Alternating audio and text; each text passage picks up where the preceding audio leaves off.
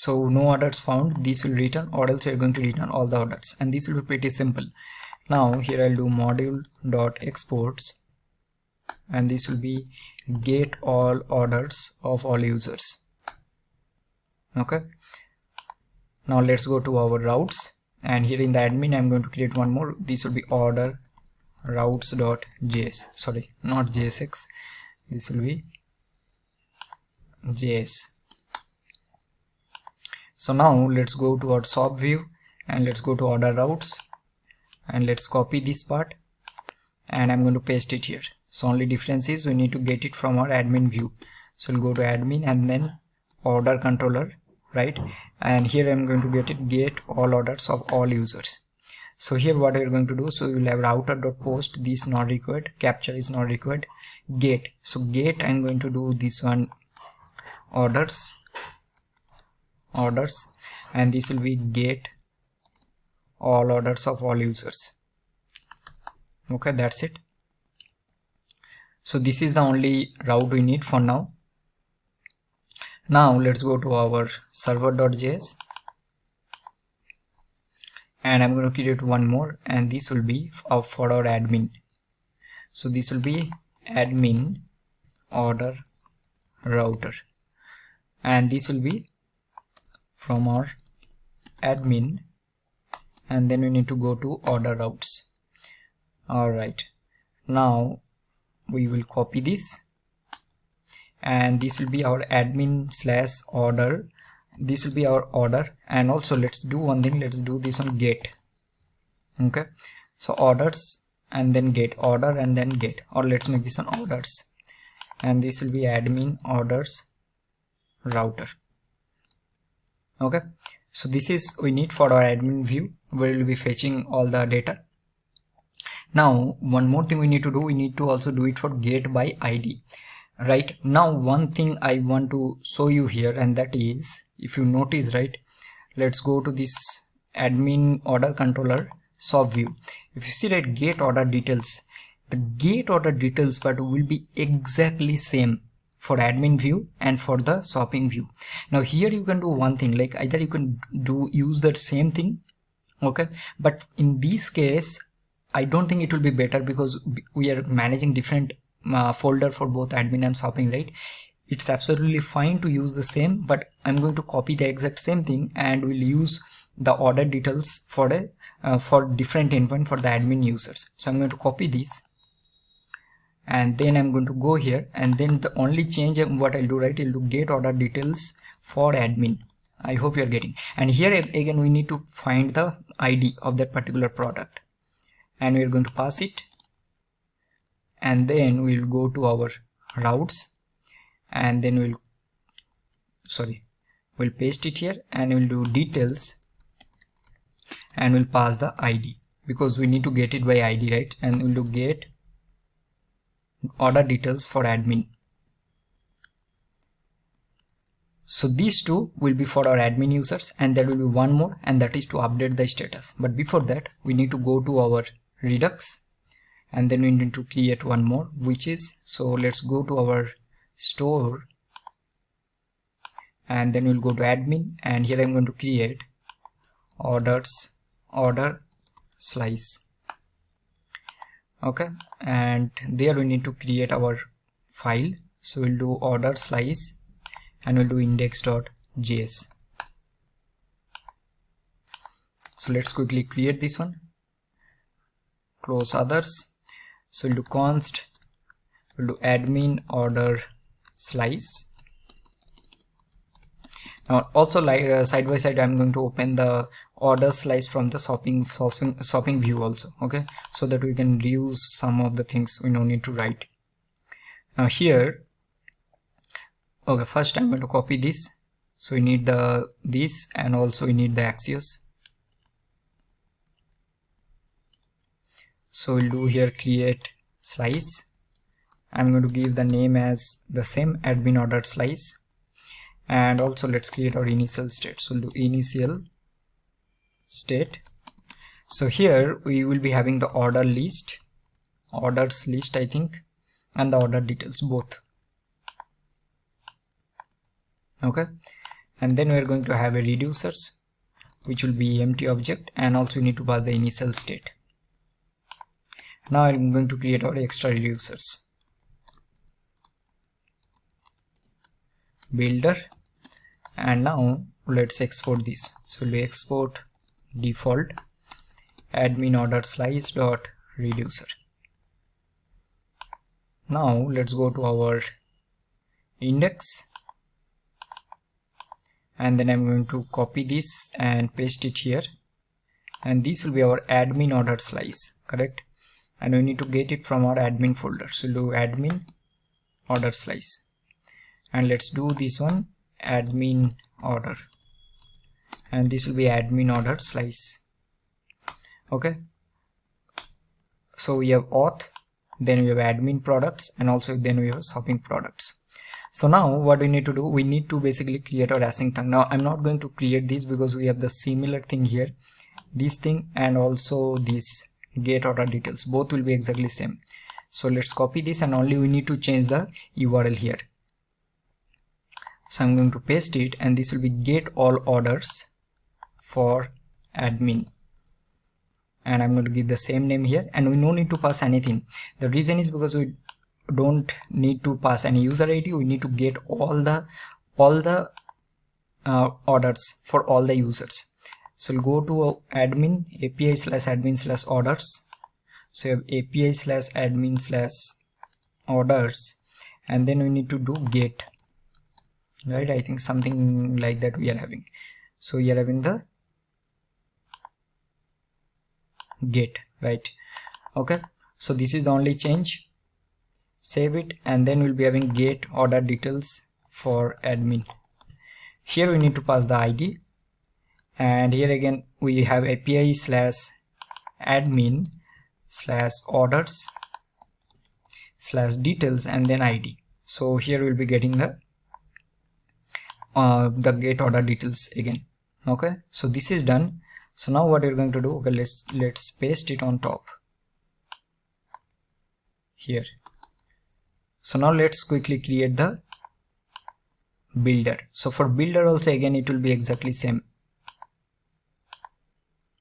So we'll copy all this. So we need to copy the get order details from here. So let's copy this part. So here this part we need. So we'll do here builder dot, so paste it here. So we'll do builder dot add case. So this will be get all orders for admin dot pending, state dot is loading will be true, get all orders dot admin dot fulfilled, state dot order list will be action dot payload dot data. See, it is exactly same. Now this will be get all orders, get order details for admin, this will be get order details, and this will be also get order details. So these all the things that we need. So now we need to go to our admin view, and we need to fetch the list of orders, and we need to render. If you want, again I'm repeating, you can reuse this logic, you can use the exact same component, but because we are managing two different view, I thought it will be better to manage instead of creating those all logic in one single component. So first let's render it, and then after that we are going to start working on that update status functionality. Alright, so let's implement the UI now for the admin view. So we will go to this orders page, right? And here the first thing what we will do, we need to get this order list and the order details both. So we'll go to order this admin view. So first we'll take these two using use selector. We'll do state, and we'll do state dot, we'll do admin order because that is our reducer name. And here I'm going to get the orders list, I think. Let's copy it from here, order list and order details. Okay, then on page load, so we'll take dispatch, and here we are going to again do use effect, and on page load I'm going to do a dispatch to the API call. So we'll do dispatch, and we'll do get all orders for admin, and here we no need to pass anything, right? So this will give us all the orders created by all users. So if I log here order list, and let's see what is happening.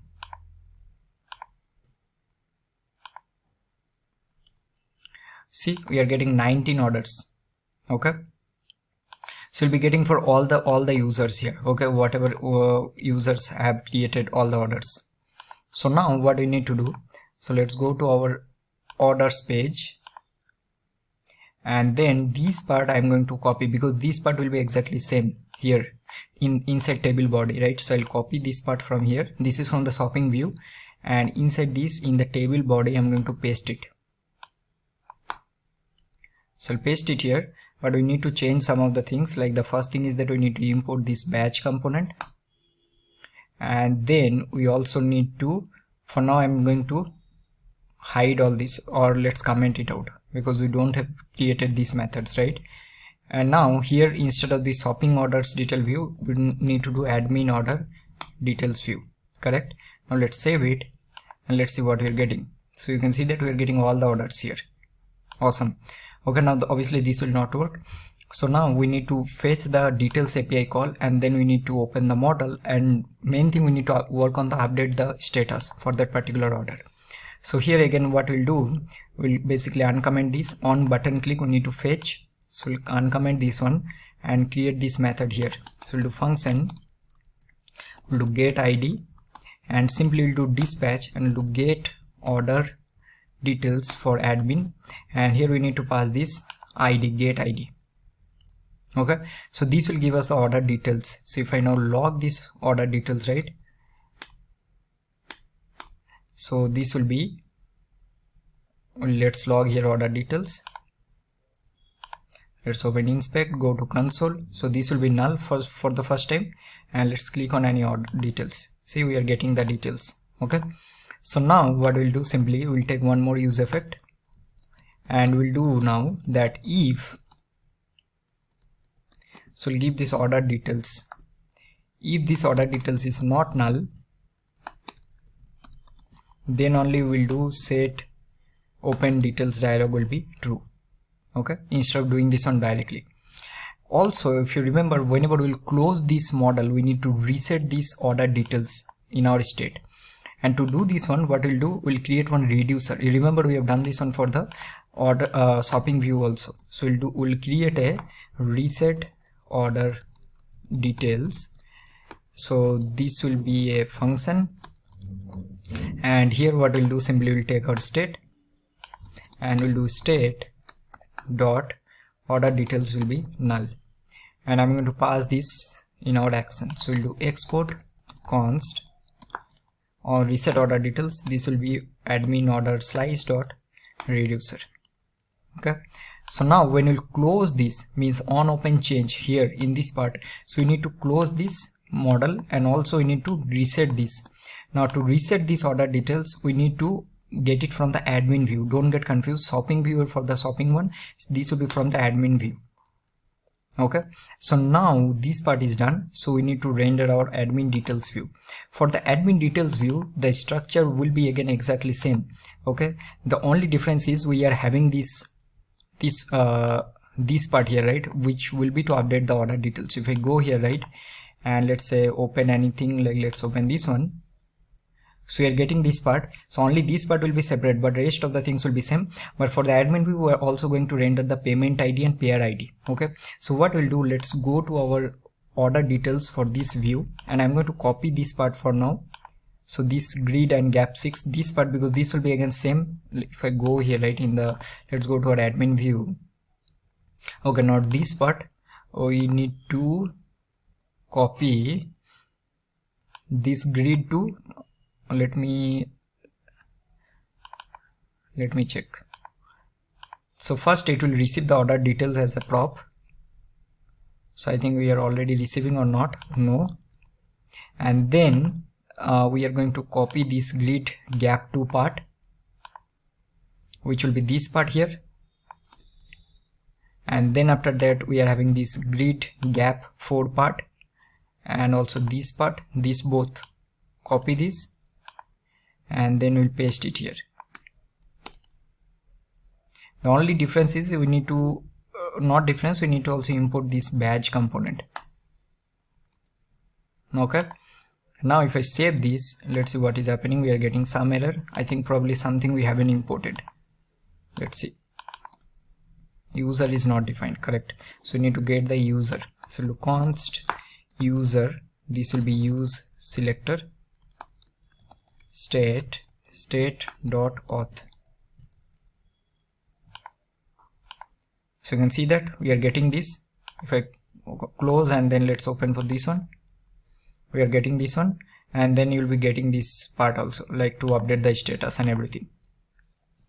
Alright, so I think this part is done. Now let's start working on the API route for this updating the order status. And once you'll update the status, because we will be updating based on the ID, so it will automatically reflect in both the places. It will reflect here in the admin view, and also it will reflect in our this shopping view. So let's do that in the next part. Alright everyone, so let's implement the update order functionality. So first we'll create our controller. So we'll do update order status, and this will be async request response. So we'll do a try catch, and let's log it here.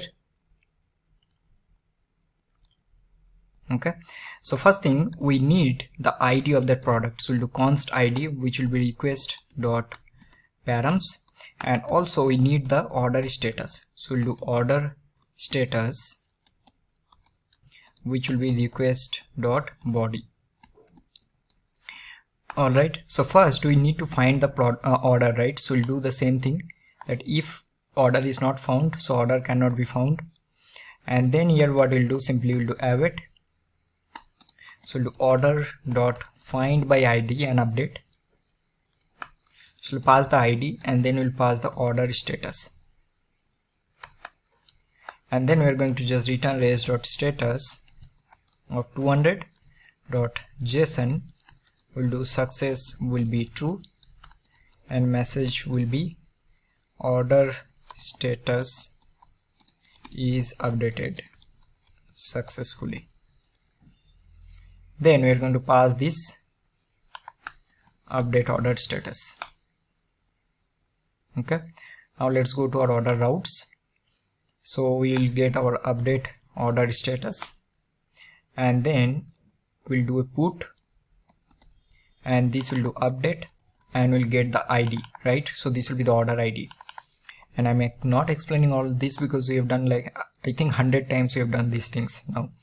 Okay, so now what we need to do, simply go to our order slice, and then we'll create one more here, which will be to update the status. We'll copy this, we'll paste it here. The only difference, this will be get order details, no, this will be update order status. Okay, so we'll use the same, and this will receive the ID. So let's do one thing, it will receive the ID, and also it will receive the order status, correct? And here we need to do this on as put. So this will be order slash update, not details, and then we need to pass our order status. That's it. So this is done. So now this should update the status, but we need to check it that what is happening. So we'll copy this, and now we are going to go to our orders admin view. Then we need to go to our order details, and here you can see that we are having this button that we have created. So here we are having this on submit, which is handle update status. So here what we are going to do, we'll get the form data. So first let's log this form data here, and we'll see what is happening. Save it, and now let's open console.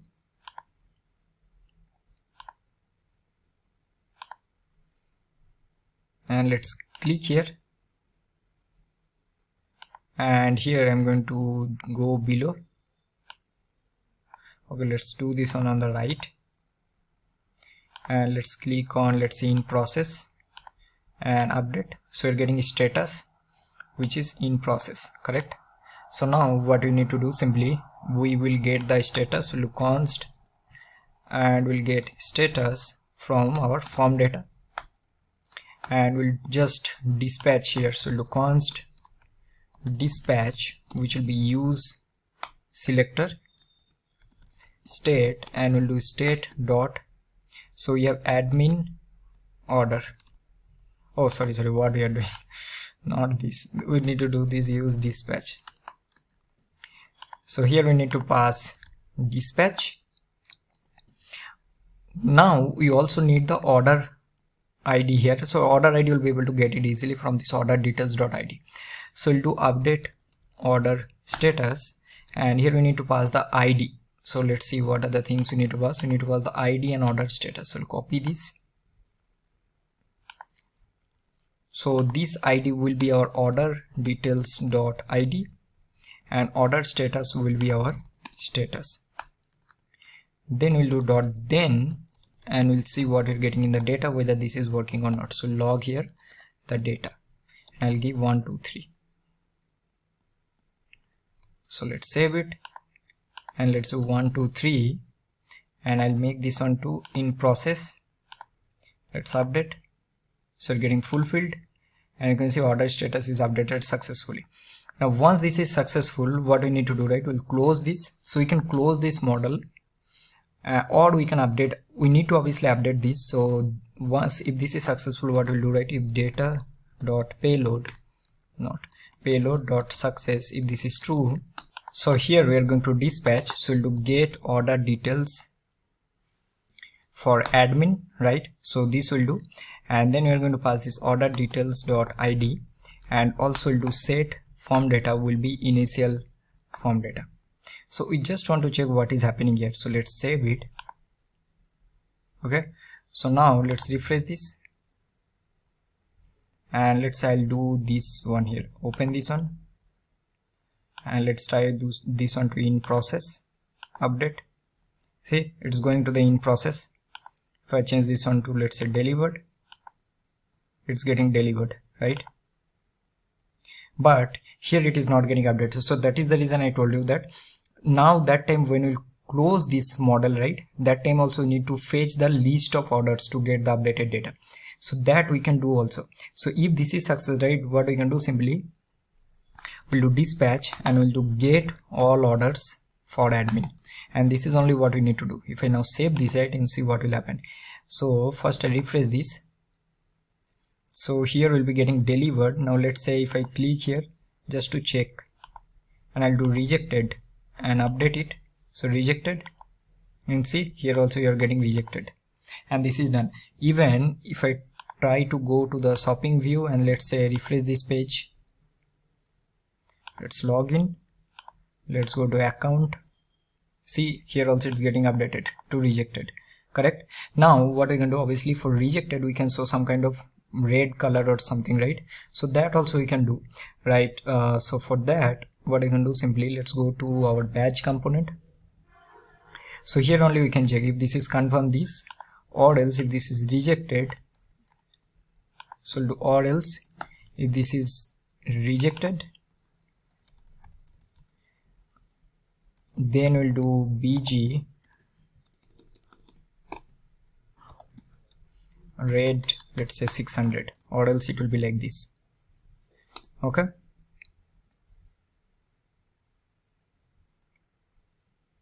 sorry, this will be here, it will be this. So now let's copy this part here. Okay, so I'll copy this, and we are going to use this in all the places. So we have order details, then we have orders also. So here also we are using badge component.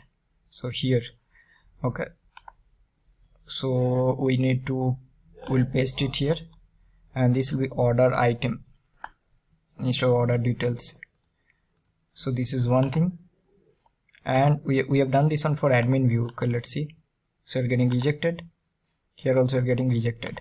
Also we need to do the same for our shopping view. So we'll go to our shopping view, let's go to our orders, and then we'll have our badge component here. So let's paste it here first, and also we're going to paste it in our order details of shopping view. So here also we'll be having the badge component.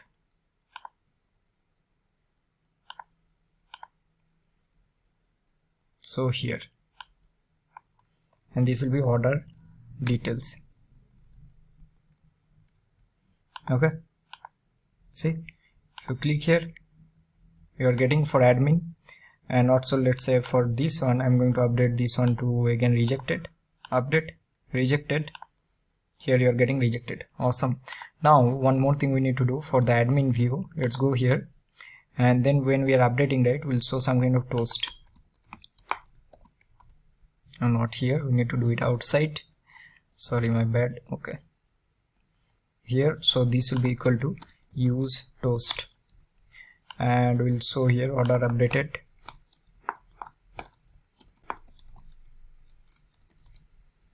So we'll do order status. We can also render this message, because we are rendering the message, right? See, it will work. So we'll do, if I do message, right, let's save it, let's see what is happening. So if I go here and let's say I'll do in shipping, see, we are getting it's updated successful, right? Let's open and let's update to rejected,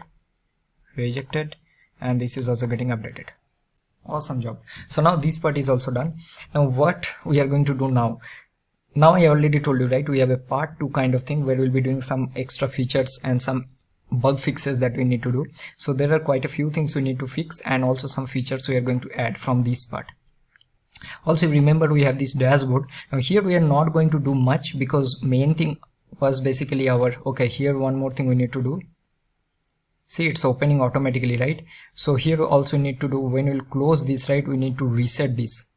So what we're going to do simply, so for this one, I think we are already doing, I'm not sure why it is coming. Let's go to order, and when we are closing this, we're already doing, say, reset order details.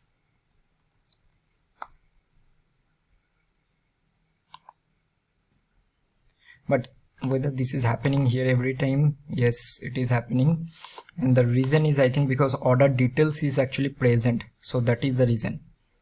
So if we go to the order details view, let's go to the order details view, let's log this order details.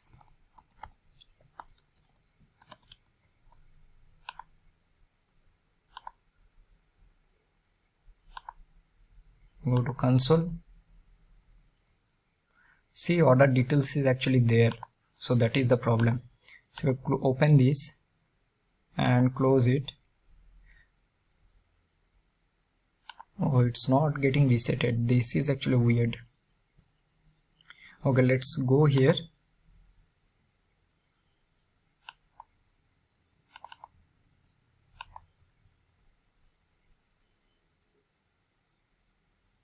Let's see whether this is coming here or not. So we'll do reset order details, save it. Okay, if I now open this and now I close it, oh, it's not coming here. This is actually weird.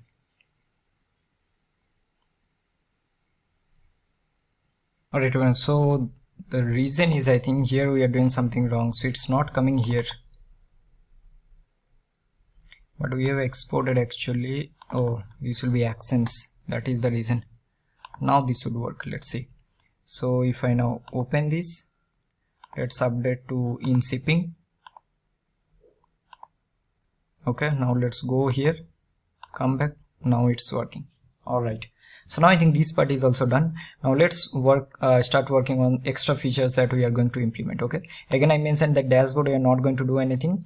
We'll just render some orders here, some recent orders or some pending orders, and some like completed orders in card view, but this is also not that much important. Before that, we need to do quite a few features that we are going to implement from the next part.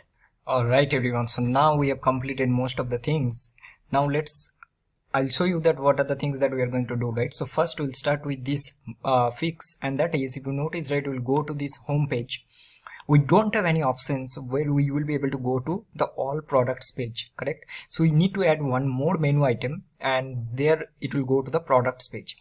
So we'll start simple things first, and then we'll move to the other things. So let's go to our config, index, and then I'm going to create one more here, and let's give this a name as, so this will be products, and this will be products, and it will go to the listing page. Okay, so let's save it. And now if you see, if I go here, right, if you see, it's going to category products. The reason is because we have added that logic, so we need to fix it, and I'm show you one more fix that we need to do, and that is, if I go to men, see, we're getting category men, and if I go to woman, see, it's not updating. The reason is because we need to refresh this page every time. We'll go from one page to another page. The reason is it's not working because we are already currently in the shopping listing page, but in our header component we have written this logic. So if I go to the shopping view and then let's go to header, right? So if this, see, we are navigating, but if we are already in that listing page, how we are going to do navigate, right? So we need to update this. So this part is the first fix that we need to do. So how we are going to fix it?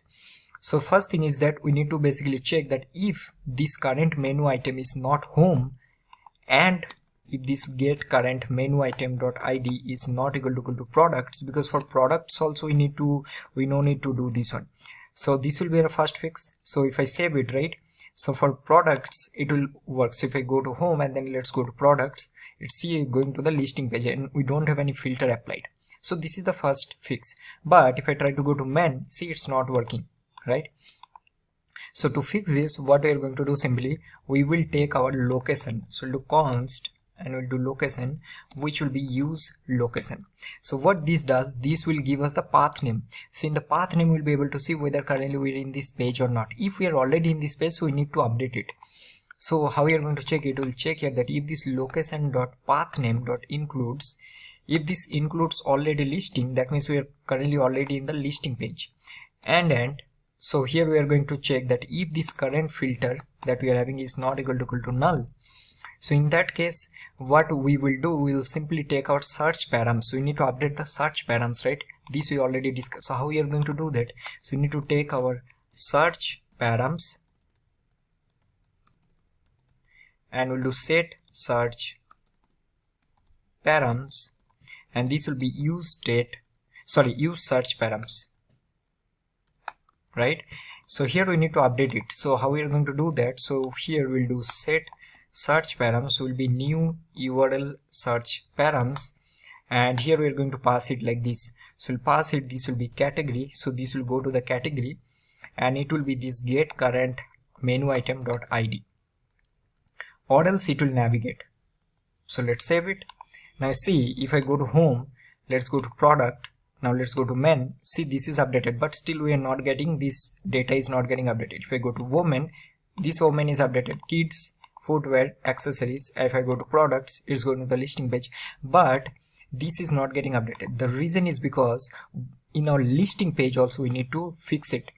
So if I go to my listing page, let's go to our pages, shopping view and the listing page, you'll see that we have added this logic here that on page load we are going to update it. So you can see here we are updating on page load, we are setting the filter and the sort, but we don't have any dependency. So now what dependency we need to give? Whenever there is a change in this search param, we need to basically update it.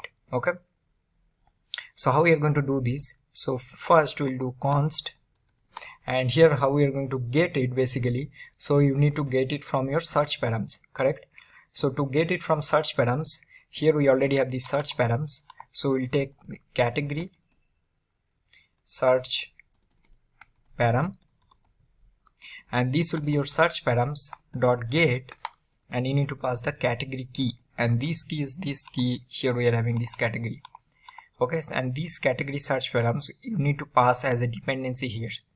And if you save this, right, now see, it's working. If I go to women, this is also changing. Go to kids, go to footwear, accessories, and if I go to products, it's going giving you all the pages, all the products. Men, it's working. If also will be able to change it from here, right, and this is working fine. If I go to home and then let's say directly go to accessories, see, this is updated, and go to footwear, this is updated. So now this is number one fix that we need to do, and this is very important. And now next thing what we are going to do, we haven't done one very important point, and that is, if you remember in the admin view we have total stock of a product. Now let's say this product has a stock of 10 items available. Now there are two user is already bought 10 items, and now I'm trying to have buy this product once again. So it should give some kind of error, right, that you can't buy this product, this is out of stock. So that is one thing we need to do. The second thing, let's say again we have, for example, we have a product stock of 10 quantity, and we are adding this product to the cart. So we need to check that how much product is left in our stock. Let's say 5 is left. So if I try to add this on 5 times, so it should work. The moment I'll add this one to 6, means I'll increase, it should give you error that you can only add 5 items in this cart for this particular product. And also we're going to show some kind of banner is that only 5 items left, only 10 items left, something like that. So that logic we need to do here, we need to do in the product details page, and also we need to do in our cart page where we'll do this plus and minus. So let's do this one in the next part. Alright everyone, so let's implement the out of stock functionality, but the point is how we are going to implement. See, when we will give an order, right? So let's say this product I'm adding to the cart and I'm buying, let's say 2 quantity. So when the order is successful, so remember we have one method, right? Capture payment. If you remember, if we are doing this one continuously, we'll know that we have one method which called capture payment, correct? So this one. So here what we need to do basically, when this method is successful, right? So let's close everything else. See here, we are doing payment is confirmed. So when this is confirmed means user already paid. So what we need to do, whatever user actually bought for this particular product, the quantity, let's say 5 quantity, so we need to minus that quantity from the existing total stock. I hope you're getting. So let's say this product has a 50 quantity in our admin panel, and then user bought 10 quantity. So we need to update 50 minus 10. It should be the total stock would be now 40. So this is what we need to do here. So what we can do, simply first thing we need to get our product schema. Okay, so I'll copy this, paste it here.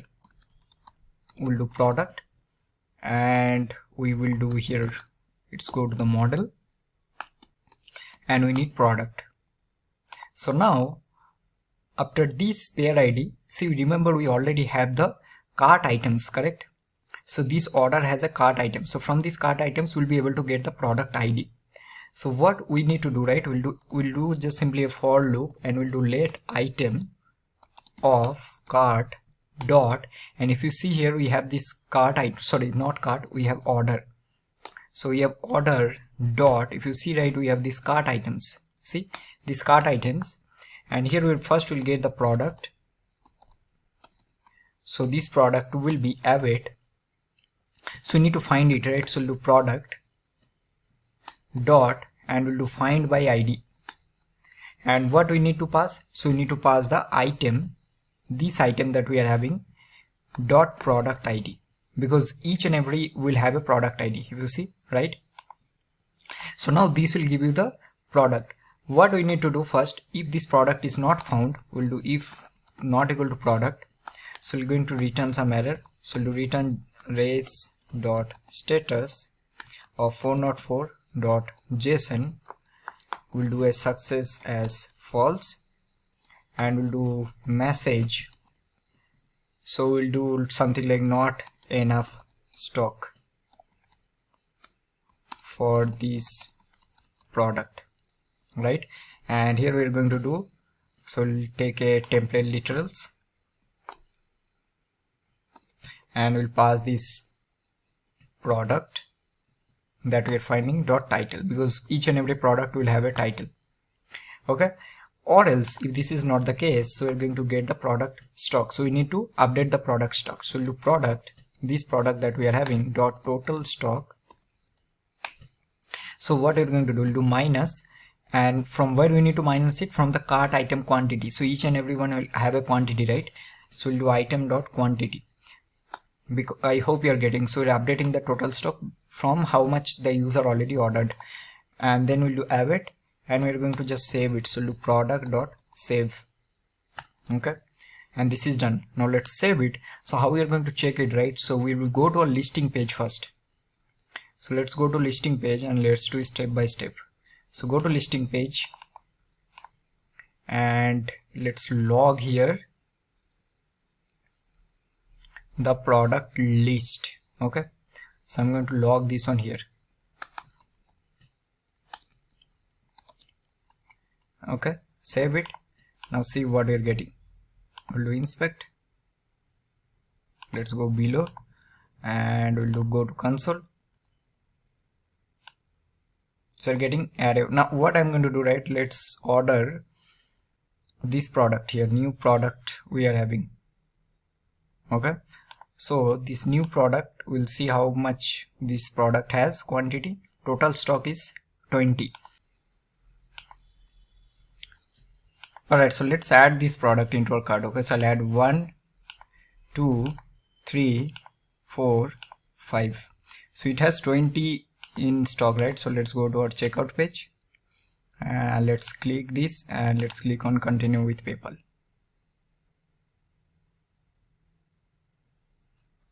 So it will go here. Let's click on continue. Okay, there are some problem we need to do. Let's do try once again. Continue. So payment processing, payment successful. Awesome. Now if I go to products page, what will happen? We should have 15 stock. Let's go there. And now if I go to the last product, right? See, total stock is 15. Awesome, right? So now this is working. So what we need to do, we need to basically update this, some of the things. Okay, so the first thing is that here, right, if any product has less than or equal to 5 quantity or less than 10 quantity, I'll do, then I'll show like only 10 items left. And then if any product has only 0 in total stocks, also out of stock, and then I'll make this button disabled. Okay, so this is the first thing we need to do. So first we'll go to our, so which page here, and here we are showing this badge sale, right? So first thing here we'll do, if, so leave this product dot total stock.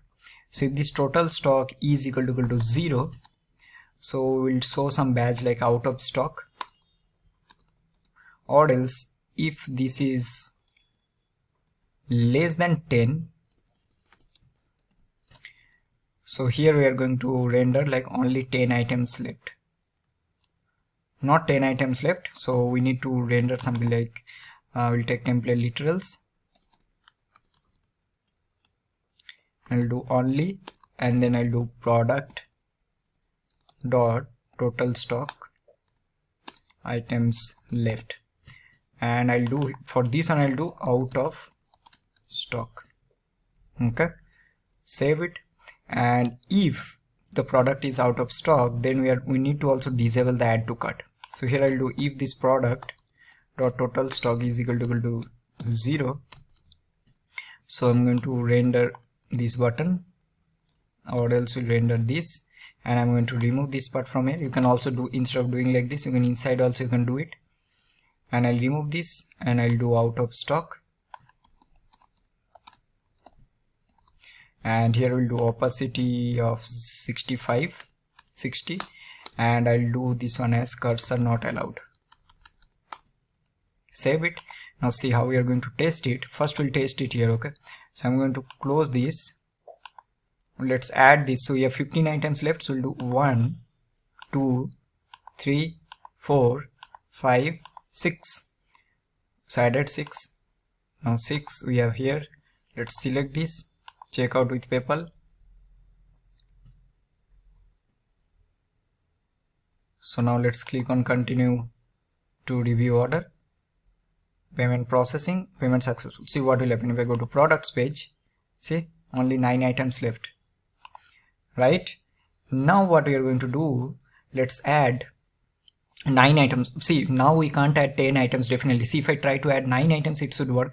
The moment I'll add one more, we need to show like only 9 items you can add, but that functionality we haven't implemented. So that we are going to do. For now, I'll just simply add 9 items only. So I'll do 1, 2, 3, 4, 5, 6, 7, 8, 9. Okay, so we'll go here. We have 9. Checkout. Select this. Continue with PayPal. Click here. So we're getting payment ID and payment is successful. Let's go here. Out of stock. Awesome. Okay, so now this part is done. So out of stock is done. What will be the next step? Next step, what we need to do, that part, like you can see right here only we are getting only 9 items left. For this one only 5 items left. So if I try to add here more than 5 items, we need to show some kind of error that you can add only 5 items. Also we need to, when this is out of stock, right? We need to also render it here in the details page. The same thing we need to do it here also. So if I have any items added in the cart, we need to basically show that you can add only 5 items or something like that. So that part we are going to do in the next part.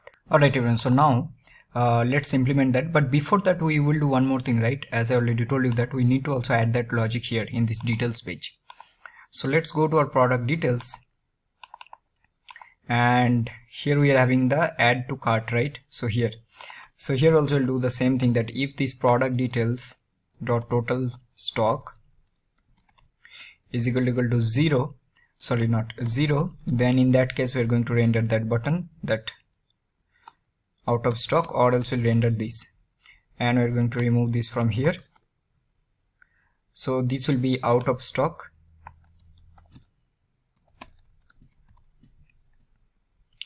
and we'll do this on opacity 0.60 and cursor not allowed.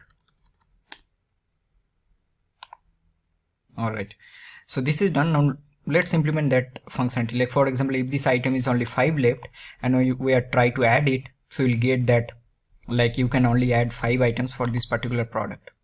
So for this one we need to go to again the listing page. I'll close everything else, and we have this handle add to cart, right?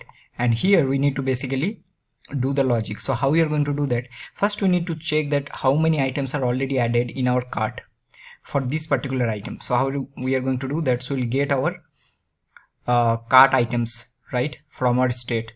So let's take it here. So we'll do const cart items. This will be equal to use selector of state. So this will be state dot, so you have shop cart, right? That is our name, and here we'll basically get the cart item. So if I now let's say log this right here, so let's log these cart items. Let's see what we're getting. So let's open our console, and I'm going to remove this. Now let's add this one. So you can see that we will be getting the cart items here. What is the line number? 87. Okay, so first time you can see this is empty. And if I try to add one more time, you will be getting this 87, and then you are having these items. So here we'll be able to check it that whether this item is already added or not. So first now let me remove it. So now simply we'll do let get cart items. So this will be this cart items dot items or else empty array, and here we'll do if this get cart items dot length, if this is true, so in that case we'll do const index of current item, and this will be get cart items dot find index. So we'll get the item, and here we'll do item dot product ID that we are having. This has to be equal to get current product ID, which is this one. That means we'll be able to understand that whether this item is already added or not. And if this index is greater than -1, right? So what we're going to do, I think we no need to check this because this has to be there. If it is there, so we'll get the quantity. So we'll do get quantity, and this will be get cart items of this index of current item dot quantity. And after this we will simply check, and also let's do like this: if this item is added, then only we'll do. If index of current item is greater than -1, then only we'll do this. So we'll do get quantity, and here we are going to check again that if this get quantity plus 1, if this is greater than the current stock of this particular product. So what we're going to do, right, from this handle add to cart, so here in this single product tile we'll go here, and we're having this handle add to cart. Here I'm going to pass product.id, and also I'm going to pass product.total stock, so that we'll receive the total stock there. Okay, so now what will happen, I'm going to receive one more here, which will be the get total stock.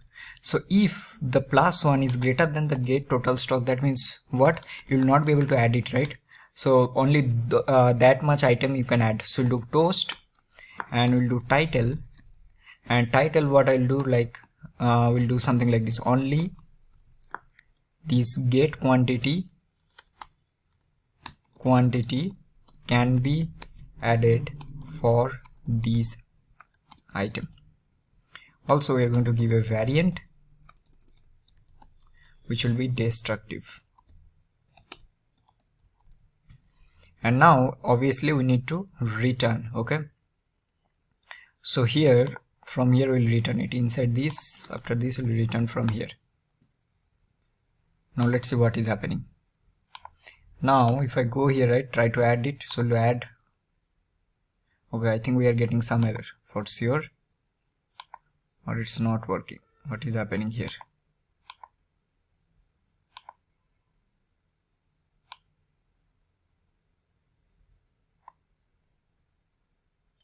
Okay, I think there is some network problem. Okay, let me just change this one. Okay, now I think this should work. Okay, so now this is product is added. Let's see how many product we are having. 2. I'll add 3, 4, and now I'll add 5. Now see what will happen. If I add 1, only 5 quantity can be added. See, if I try to add one more time, you'll be getting the same. So here you'll be having only 5, correct? Now the same logic we need to implement here also on click of this plus icon, and also on click of this add to cart.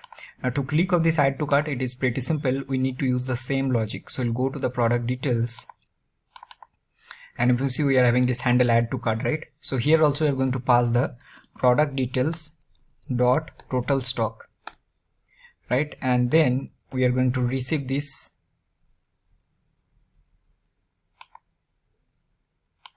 So here I think we are passing it from here. Okay, so here also you need to do the same thing. So first we will get our cart items, so we'll get it here. Okay, and then we'll do the same logic whatever we have done here. So copy this part from here, and here we are also going to receive get total stock. So here I'll paste it. Now see what we've done. So we've done again cart items, then we'll do get cart items dot find index has to be item dot product id if this is greater than -1. So we're going to check the quantity, and then we'll return this one. So if I now save this, right, and let's say I'll open this product, only 5 items, I'll add. See, we are getting here also the same logic. But if we try to go here and let's say remove 1 and then try to add,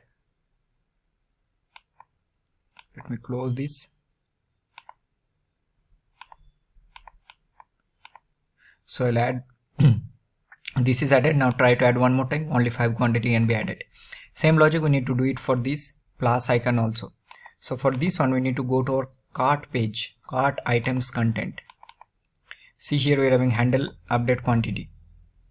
So here also we need to do the exact same thing. So first again we will take our cart items, right, and then we will check here if this type of action is equal to plus. I remember we have given this one as plus only, right?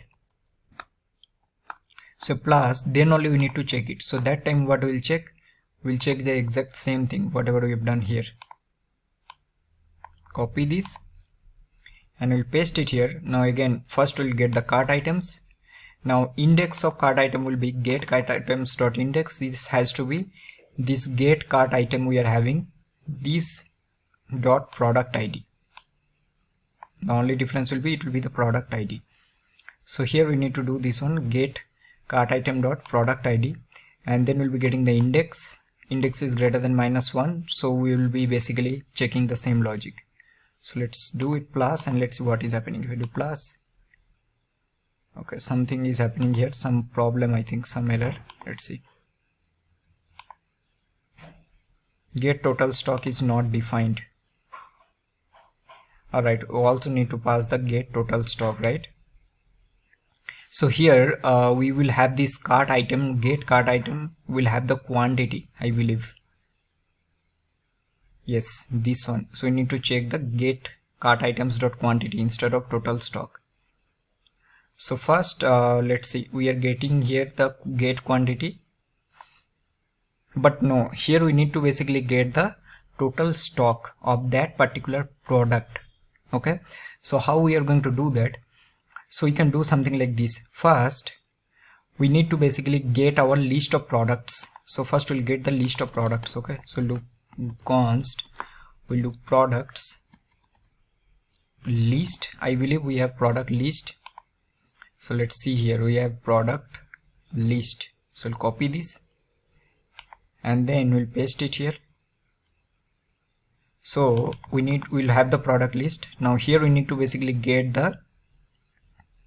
this index. Okay, so first we'll get index from here, that what is the current stock of that particular product. So do const get total stock, which will be, this has to be this products list dot find index. So here we'll have the product, so this has to be product dot id should be equal to this get cart item dot product id. So this will be get cart item dot product id.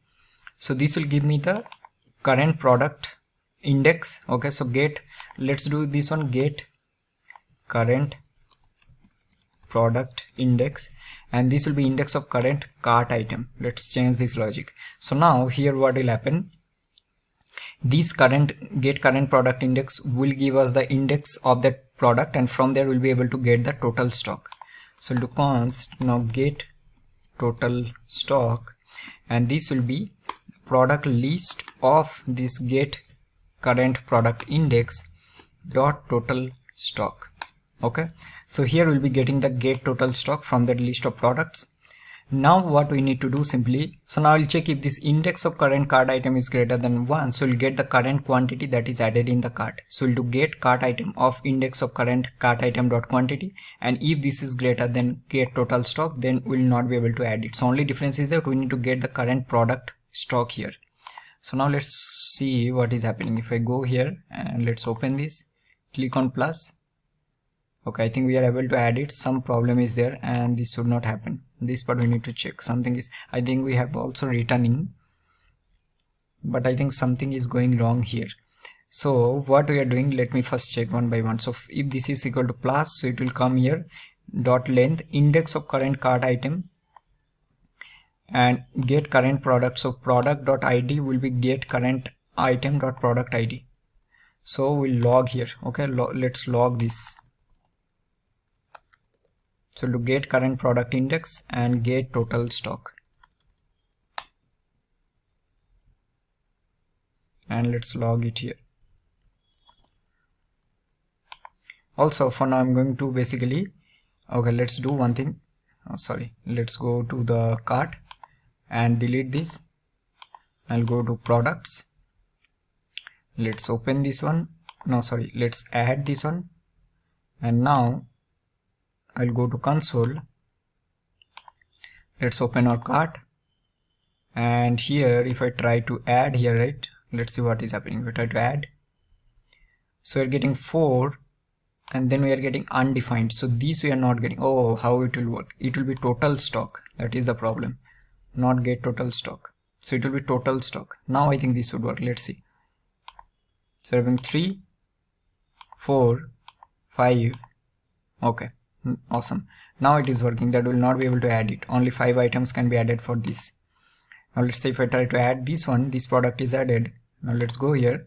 Let's try to add 2 3 4 5 6 7 8 9.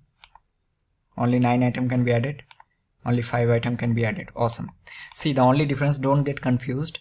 The only difference what we are doing, right? First we need to get the get current cart item. Now why we need to get the get current cart item? Because we need to get this quantity, how much quantity is added. Second, we need to get the total stock of this product. So to get this only, we have done this extra step. So basically we are getting the get current product, and from there we are getting the total stock, and then we're checking if this item is already added in the cart, so get the quantity, so means get this 5 or 9, and then we'll check if this 5 plus 1, which is 6, if this is greater than the total stock which is already available for this product, that time we are going to basically return this error. Okay, so this part is done. Now what else we need to do? I think almost everything is completed. So we are only showing only 9 items left out of stock. We have also implemented it here, right? In this page also, I think if I try to, let's say, go here and add this one, we are getting this also. So now next thing what we are going to do, right, we will be implementing a search page. So in the search page, you'll be able to search using anything like title, let's say description, category or brand, and then based on that we are going to render the data. So let's do that in the next part. Alright everyone, so let's implement our search feature. Okay, so first once again we'll start with scratch and we'll create our controller first. So because in this case we no need to create our model because we already have our product model. So let's go to shop and then I'll create, not here, so we need to go to our controllers. So inside shop I'm going to create search controller.js. So let's quickly create. So we'll do const search products, which will be async request response. So we'll do try catch, and here I'm going to log error, and we'll return res.status of 500.json, success false, and message will be error.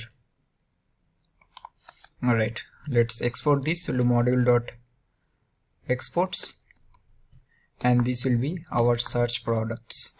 So here we basically need our product, right? Because we need to find it from our products. So we'll do require, and we'll go to model, and let's go to product. So how we are going to do that? See, for whenever we'll do search, right, we will search specifically for keyword. The reason, because we already have a category filter, we also have a sort, and everything is working fine, right? So here we will receive a search keyword. So we'll give search keyword, or let's give this one keyword only. So we'll do keyword, and this will be request.params. Okay, now here we need to basically check or validate that if this param is if this keyword is, if this is not string, so you're going to return an error. So we'll do if not keyword, or if this type of keyword is not equal to string, so you're going to return res.status of 400.json. So we'll do success false, and we are going to return a message that keyword is required and must be in string format. So this is the first thing, and then what we're going to do after this, so we'll create our regex. So we'll do regex.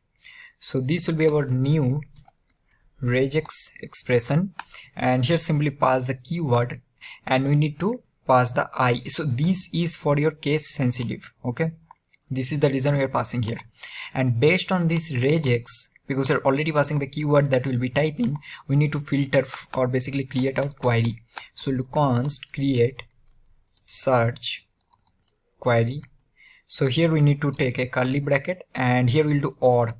Or means it will either check from the fields that we will be mentioning here.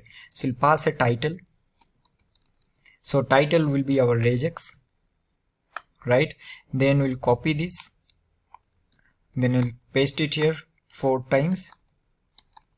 So this I'll do, let's say we are having description, then we are having the category, and then we are having the brand. Now if you want, you can also create others also, it's up to you. Modify it based on your convenience. And after this we'll do const products, or we'll do search results, and this will be our abbot. So we'll do product dot find, and we need to pass this create search query that we have created. That's it. And then we are going to return res.status of 200.json. So we'll do success will be true, and message will be, or not message, you need to pass the data. So we'll do data, which will be our search results. Sorry, search results. Alright, and I think this is done.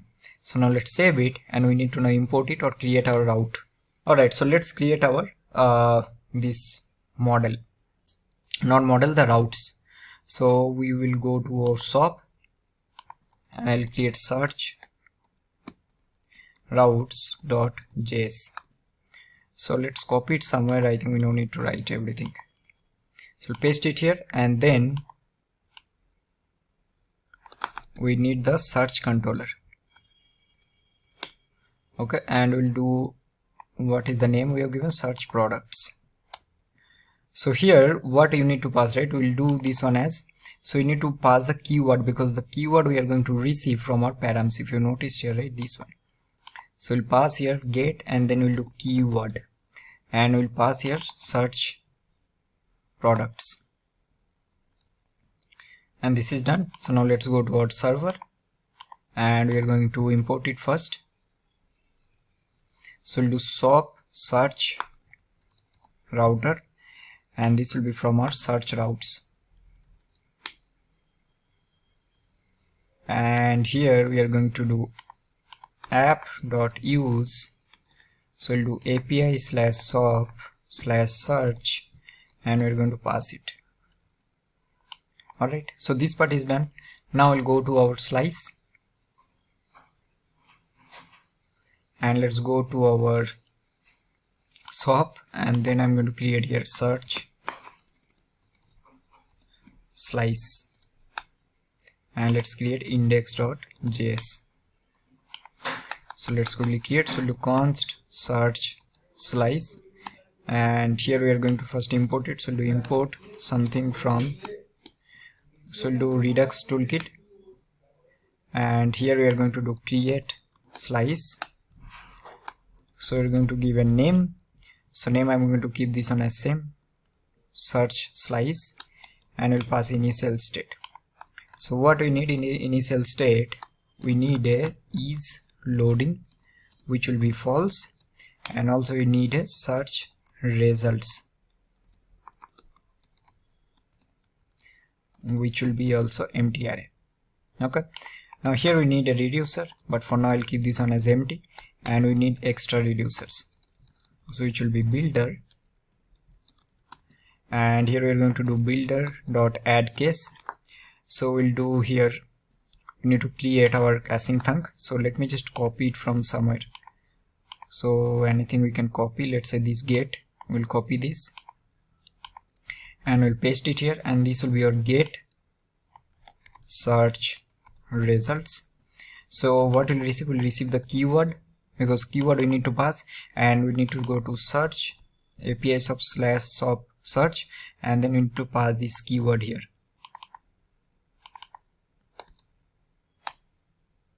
Okay, so this part is done.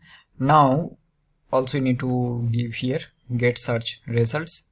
So we'll do get search results dot, not here, not okay, we need to import async thunk. So this dot pending, so here we are going to get our state, and we are going to do state dot is loading will be true. Let's copy this and paste it 2 times. So this will be fulfilled, which will be false, and state dot search results will be your action dot payload dot data. So we'll do action, which will be action dot payload dot data. Alright, and now for this one also, for rejected, what we'll do, so we'll do rejected,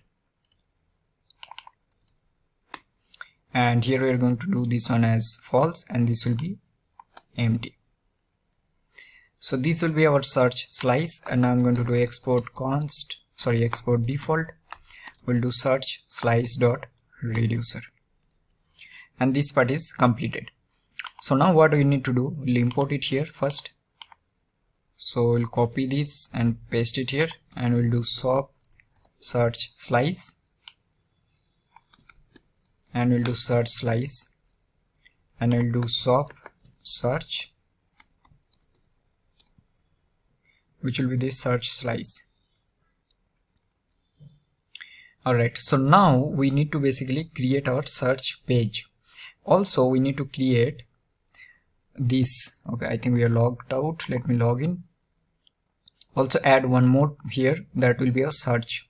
So what you can do, right, you can also add it here like search on the right side, that is also fine, it's up to you, but I'll add it here like search or something. So what we can do, simply let's go to our config, and here I'm going to add, right, it's add at the end. Copy this and we'll do this one as search, and this will go to shop/search. So I think we'll be having one more search. Now we need to first create the page, because in the shopping view we don't have the search page. So we'll create a search page. So we'll do search.jsx, and then let's quickly create this. So we'll do function search, we'll return div, and we'll do search products. Let's make this one search products. So now we will go to our app.jsx and we need to definitely import it. So we will go to our shop view, and here I'm going to add one more, which will be my search page. So this will be my search, and this will be the search products. Save it. So now let's see, if I click here, it's going to the search page.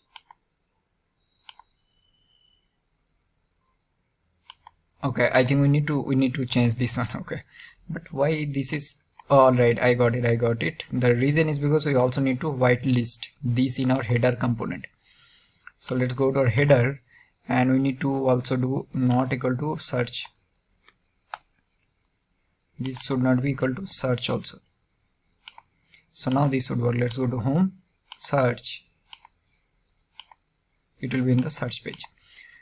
Alright, so now I'm going to create our structure.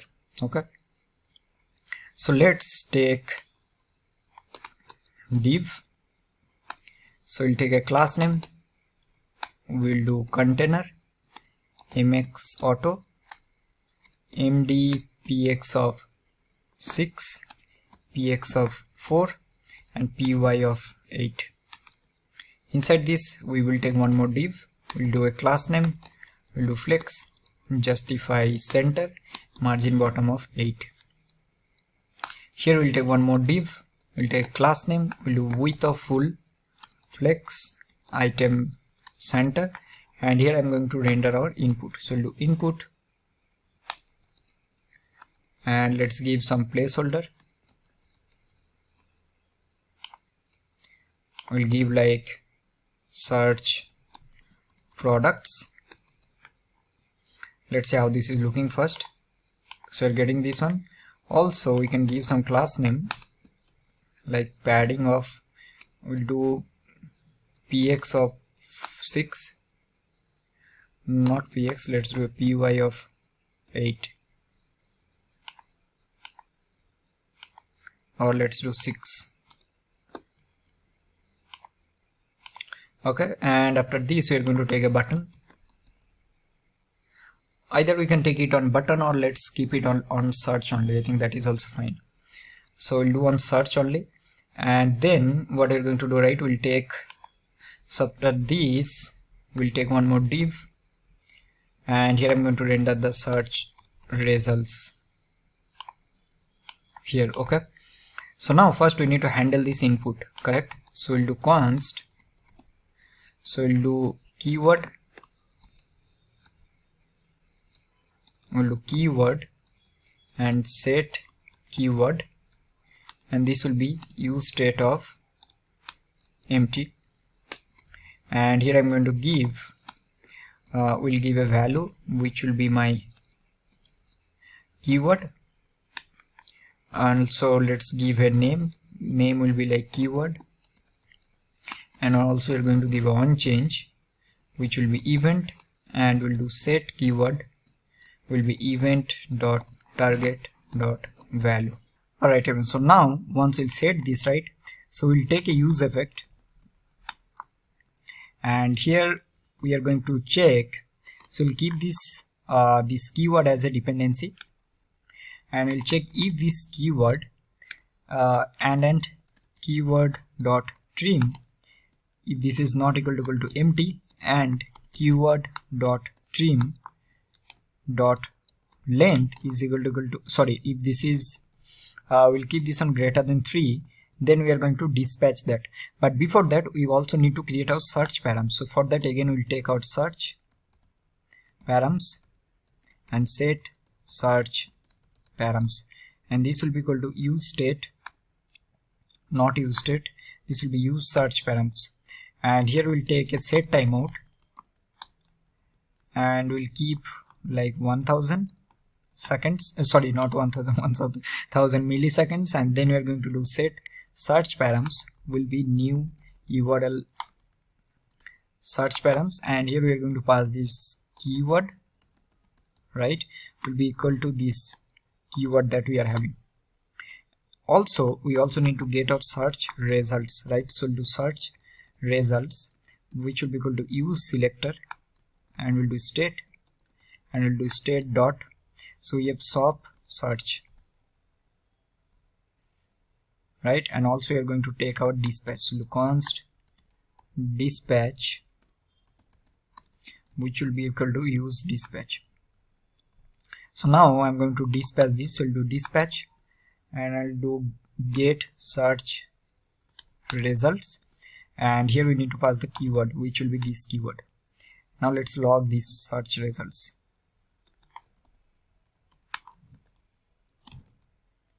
Save it. Let's see what is happening. So I'll search for title. See, we are getting something here, and here we are getting the, sorry, what is the thing that, whether this is getting called or not, let's see.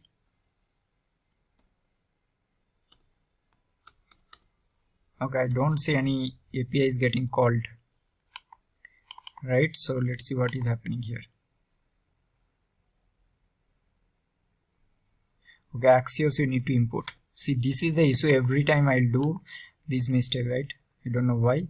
So here we need to do, let's say, title, so we're getting something,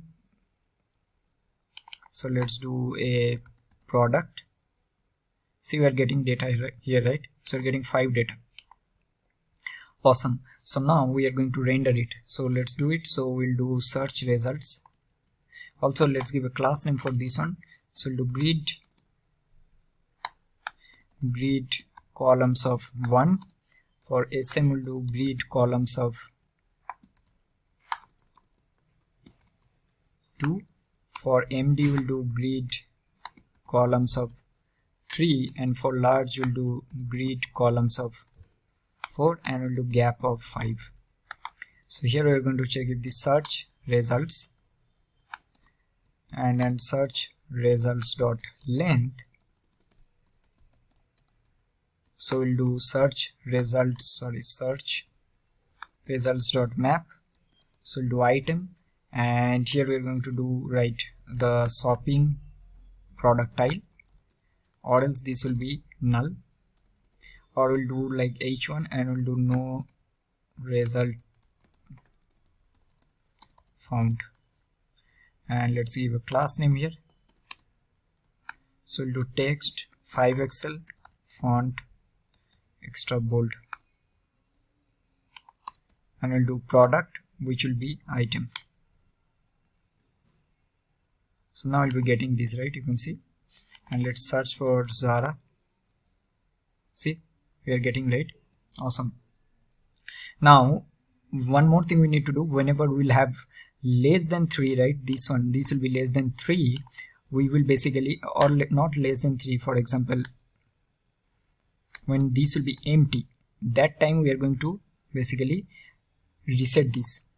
So to do this one, what we'll do, we'll create a reducer and we'll do reset search results, right, and this will be state, and we'll do state dot search result will be empty, and we'll pass it here, so we'll do export const set reset search results will be search slice dot actions. Okay, so here what I'll do, simply we'll do something like this. So here we'll do use effect, and here we can basically keep it, or we can do here also, no need to do there, and we'll do else if this is less than 3. So we'll do dispatch and we'll do reset search results. Okay, so if this is less than 3, then we're going to reset it, and then okay, this one will be keyword. So let's do one thing, and also we're going to do, we are going to use this one here. So let's see what is happening. So if I go to there and then let's go to here, now keyword is fine. This now what we'll do, right, simply, okay, why this is coming like this, because okay, I have kept it inside this div, right? We need to keep it outside. Okay, I got it. So what we'll do, simply we'll do like this, cut it from here and we'll render it here. If not equal to search results dot length, then we'll render this, or else this will be null. And here we are going to basically map it. We no need to give the condition anymore.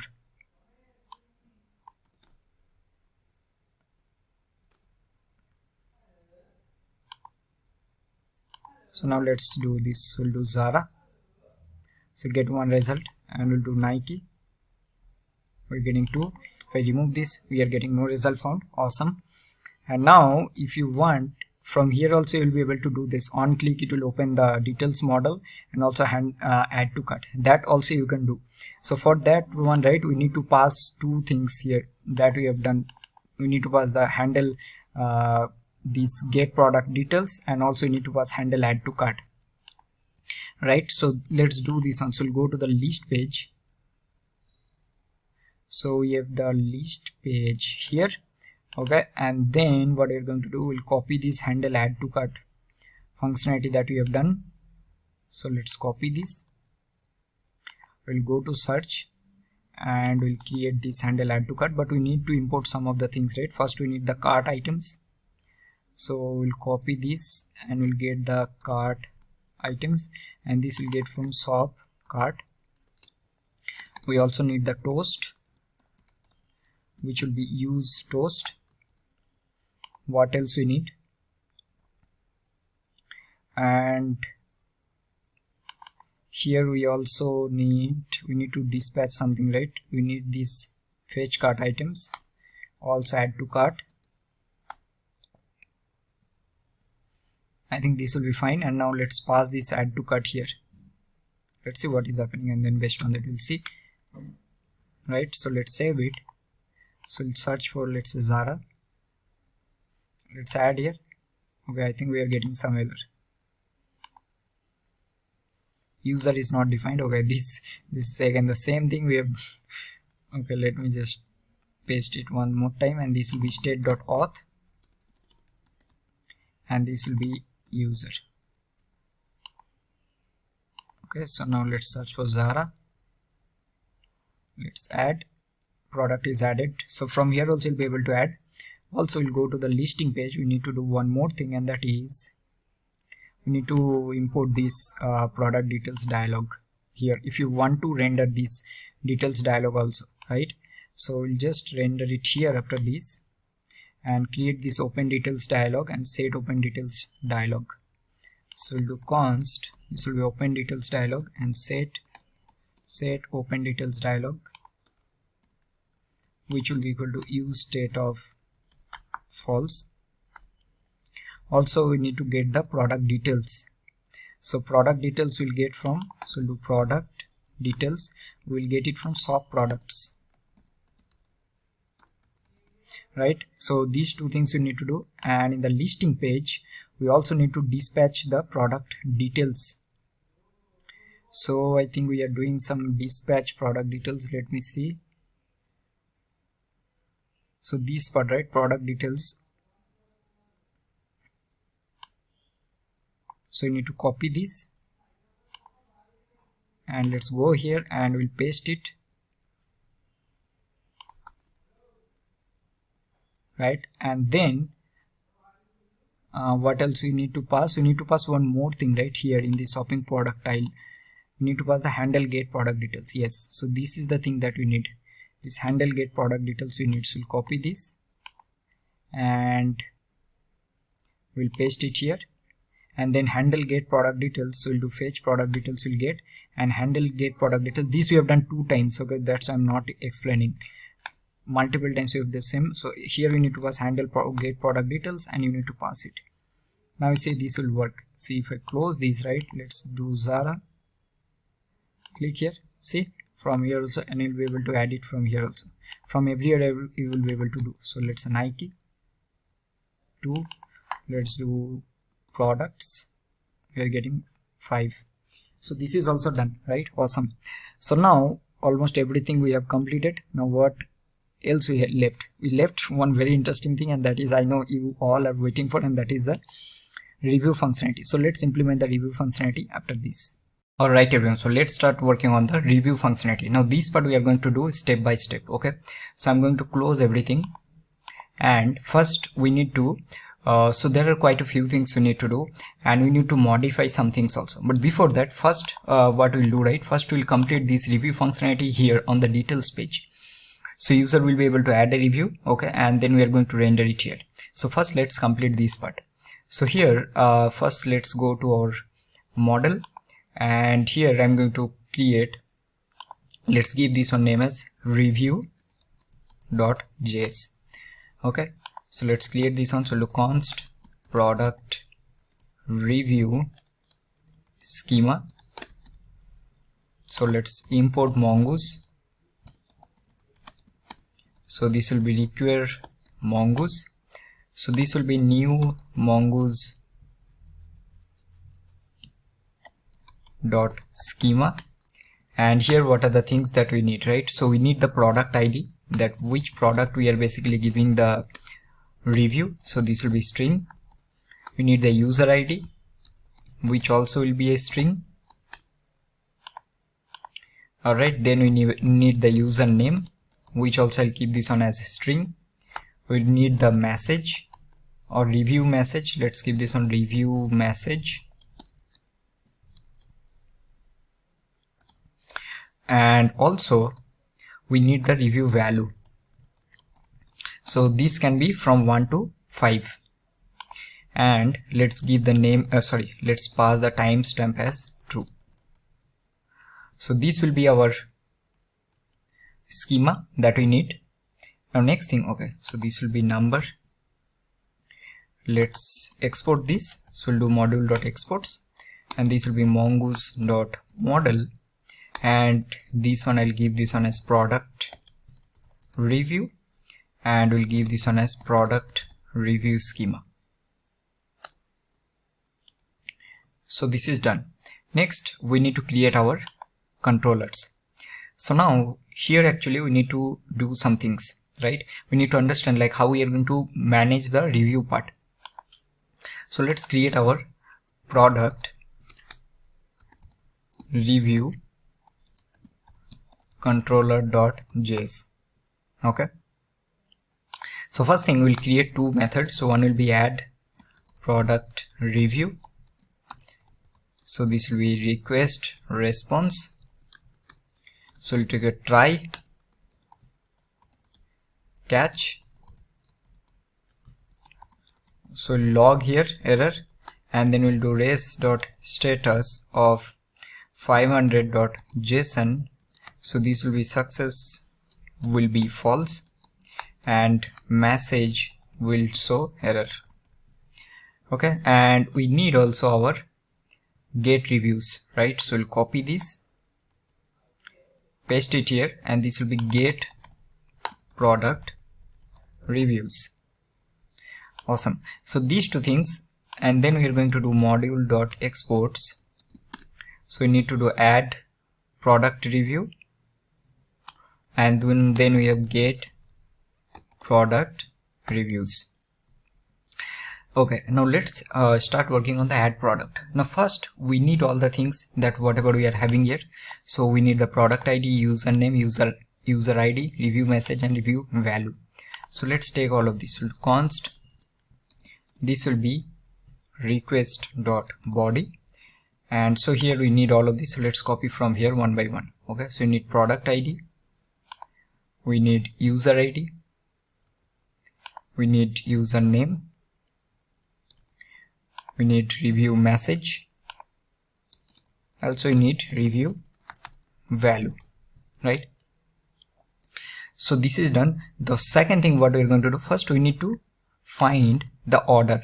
Now why we need to find the order, right? Because we can only allow user to review those products the user already bought previously. For example, let's say I'm a user and I am currently logged in my account and I bought this t-shirt on, let's say, 2 days back.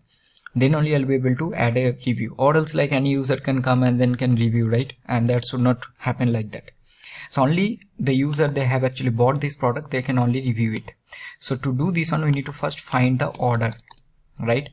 So how we are going to basically do it? So we are going to find it using our order schema. In our order schema, we have our user ID. So if you go here, right, let's go to our order schema. You can see that we are having user ID. Then we are having the cart items dot product ID. So from here we'll be able to understand like whether the user bought that product or not. And also we need to check one more thing. Can you guess? We need to also check if the order status was confirmed or not, correct? Because if the order is not confirmed, then they should not be able to add that review. So these three things we are going to check.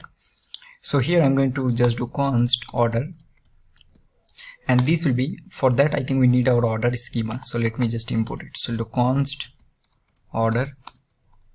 So this will be required. Then we need to go to our models, and then we need to go to our order, right? Also we need our review product review schema, and also we need our product schema. So we need product, and this will be product, I believe. And then we have our product review, because we need to store our review, right? And this will be our product.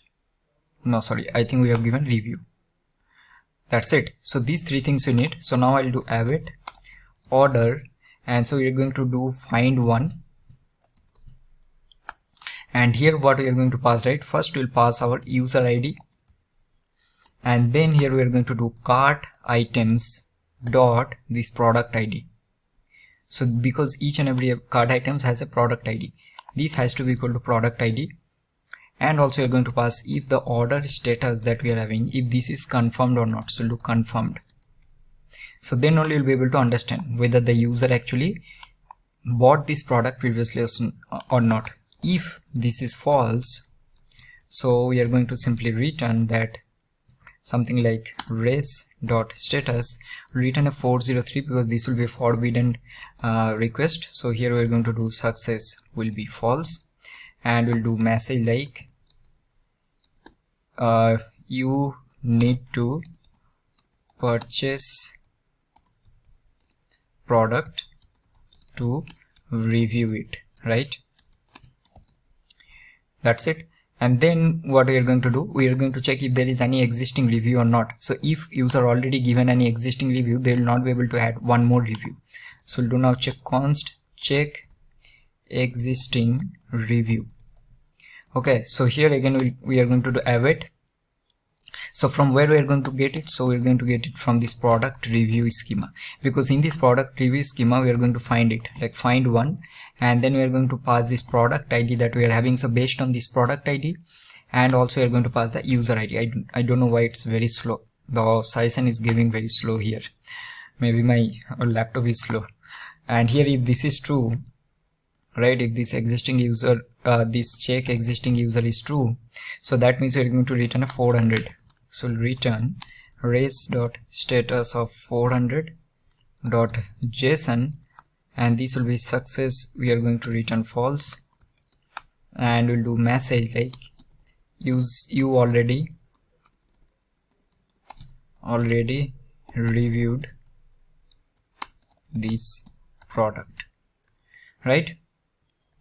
And then we are going to create our new review. So we'll do const new review, and this will be await. We'll do product review. So here we are going to basically do sorry, not await, we're doing new, because we need to create, right? And here we are going to pass all this. So let's go and copy this, all these properties that we are having, right? We need to pass all these, and we'll pass it here. So this will create, and then we're going to save it. So we'll have it new review dot save. Now can you guess what we need to do? If you can guess it, I'm like, congrats. See, when we'll update any product review, right? You remember here in this schema, the product schema, we don't have any review property. But if you want to display the review here and as well as in this page also, so what we need to do, we need to update our product schema, and we need to add one more property for this individual product, that will be review. And to update that review, what we need to do, we need to, whenever, let's say I'm adding for this woman t-shirt the review here, when I'll update this one, right? So I need to also update the review property for this particular product, which will be my average review. So I need to calculate average review here, right?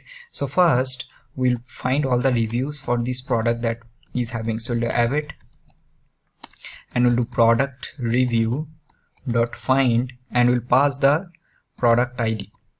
Okay, so based on this product ID you'll be able to see.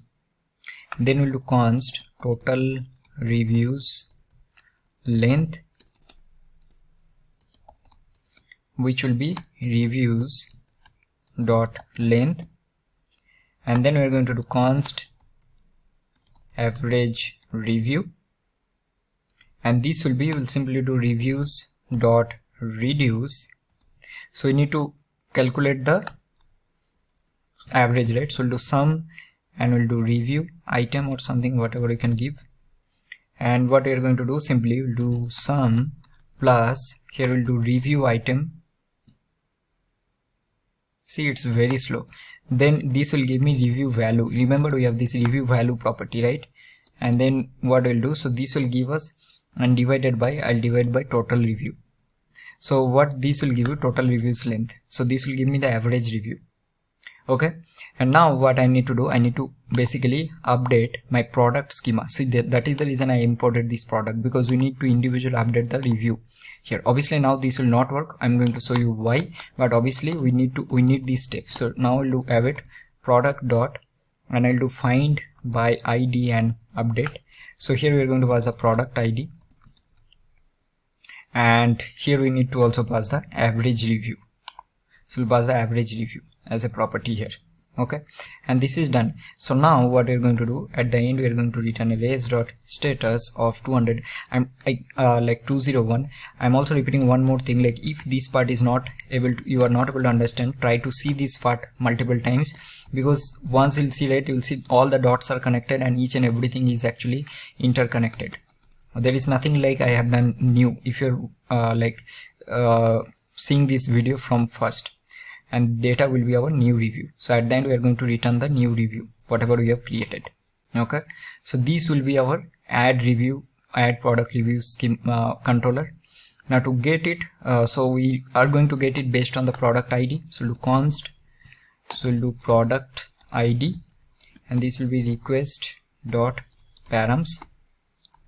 So we'll do const reviews, and this will be avid product review, because we need to get based on the product, right? So we'll do product review dot find, and here we are going to pass the product ID, because this product ID we are going to get, and then we are going to simply return it. So let's copy it from here, paste it here, and I'm going to pass it 200, and data will be my reviews, and I think that's it. So this will be my product review controller. Now I'm going to go to my routes, and let's create our review routes.js.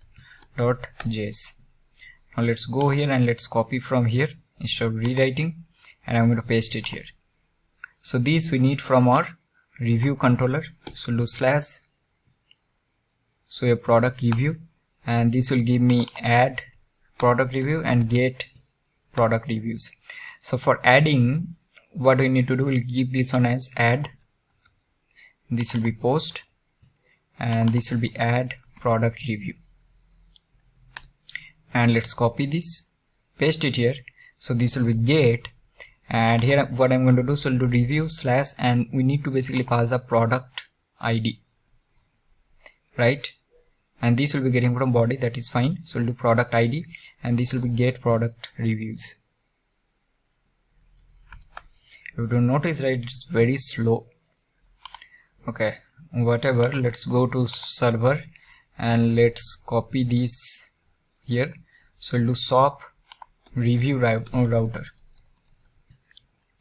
and this will be from slash, so we'll do review routes, and let's go here, let's use this. So we'll do app.use slash API slash SOP slash review, and here we need to pass this SOP review router.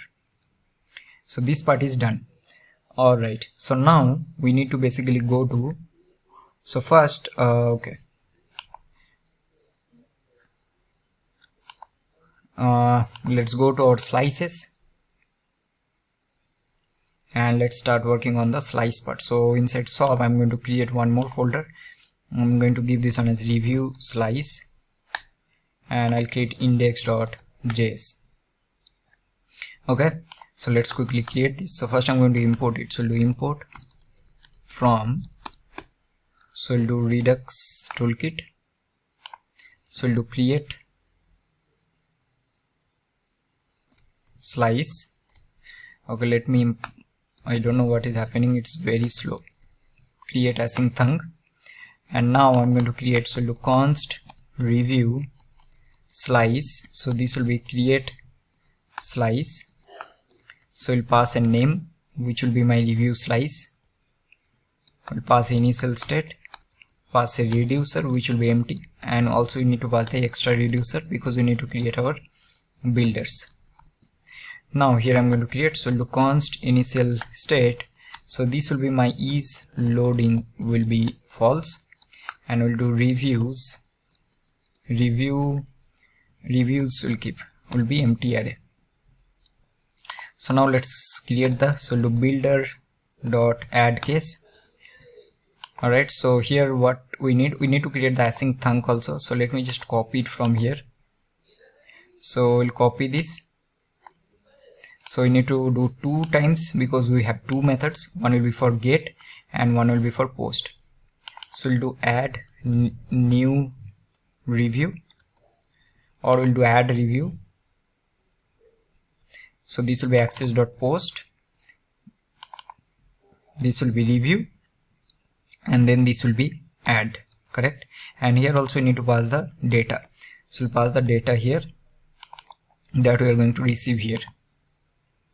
So this will be our add part, that's it. And then we'll be having get reviews, so this will be get reviews, and here we need to basically pass the ID, product ID, right? So this will be the ID,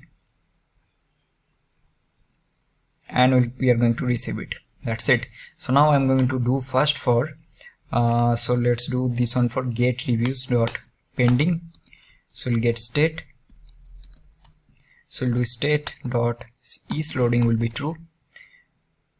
Let's copy this, paste it 2 times, and we'll do fulfilled, and this will be rejected. So here this will be false, and we need to basically get the action. So here what we'll do, simply we'll do state dot reviews will be action dot payload dot data, correct? And this we have already done multiple times. Copy this and we'll paste it here. So this will be false, and for failed it will be empty array. Now again we no need to do anything for the fetch reviews because we add review, because once the add review is successful we are going to call this get reviews. This logic we have already discussed. If you want to manipulate the state here, then you can create those add cases also. So this will be review slice dot reducer. Now let's go to our store, and here I'm going to import it. So let's import it here. So we'll do SOP review slice. So this will be from review slice, and here I'm going to do SOP review. So this will be SOP review slice. Alright, lot of things we have done. So now we need to start working on the review part. Okay, so we need to go to the details page definitely. So first we'll go to the details page, and here the first thing what we are going to create, right, we need to create a rating component, and that we are going to create inside this common, because that will be common component. So here I'm going to create a star rating.jsx. okay, and now let's close everything else for now. So we'll do function, so we'll do star rating, okay, component, and here simply we'll return, because we'll have a value from 1 2 3 4 and 5, right? So we'll simply map it. So we'll do star, and here what we're going to return, we'll return a button, and then here what we'll do, so I think we are using some variant, 1 minute, I think we are using some size equal to icon or something, right? So here we are going to copy these two, variant ghost and size icon, or let's use variant outline. So we'll use variant outline, and also I'm going to use size equal to icon. Okay, that's it. Now inside this I'm going to basically render the star icon from this icon package, and here for now we are also going to receive some property here. Okay, but for now let's keep it like this. What we need to do, simply we need to go to our details page, right, because we need to manage some of the things. So we'll go to our details page, and if you remember, we have this, if we click here, right, we have this write a review component. So we need to go to that place. So if you see right below, so here, so what we are going to do, simply here we'll take a margin top of 10, and we'll render a label here, and I'm going to do write a review. Okay, inside, after this, sorry, we're going to take a div. So we'll take a class name, we'll do flex, and let's keep it like this, and I'm going to render the star rating component. Let's save it and let's see what is coming here.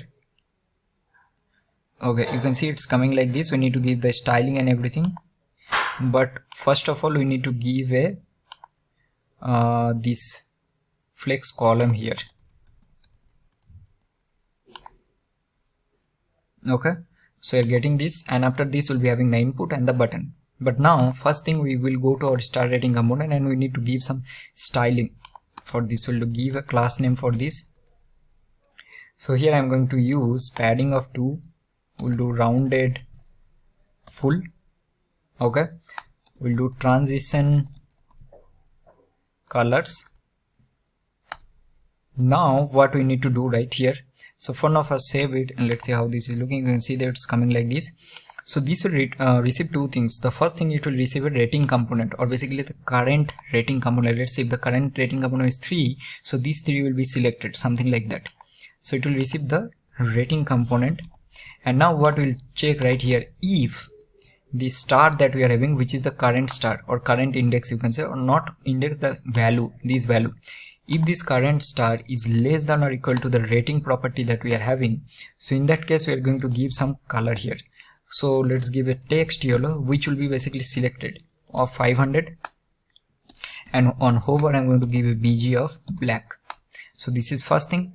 Or else what we are going to do here, we'll do text as black, right? Hover I'm going to give BG primary, and on hover I'm going to give text primary foreground.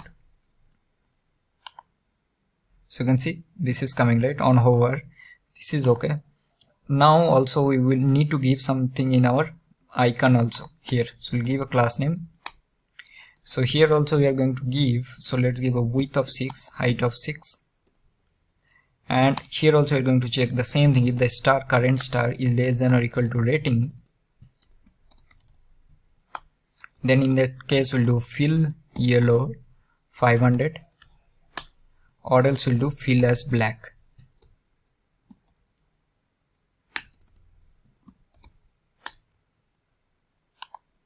See, okay.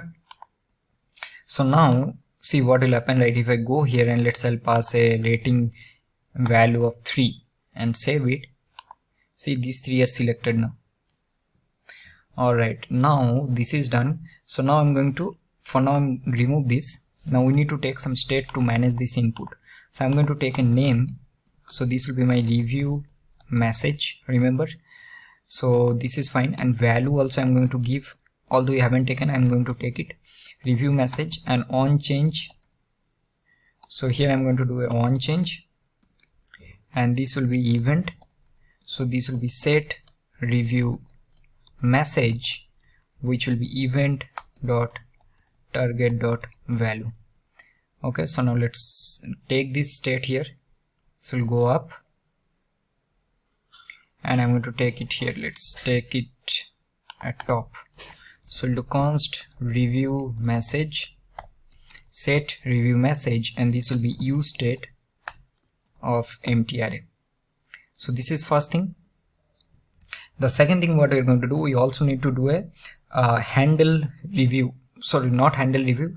We basically need to manage the current review property, right? Current review property means whenever we will basically click on this review, we need to basically get the current value.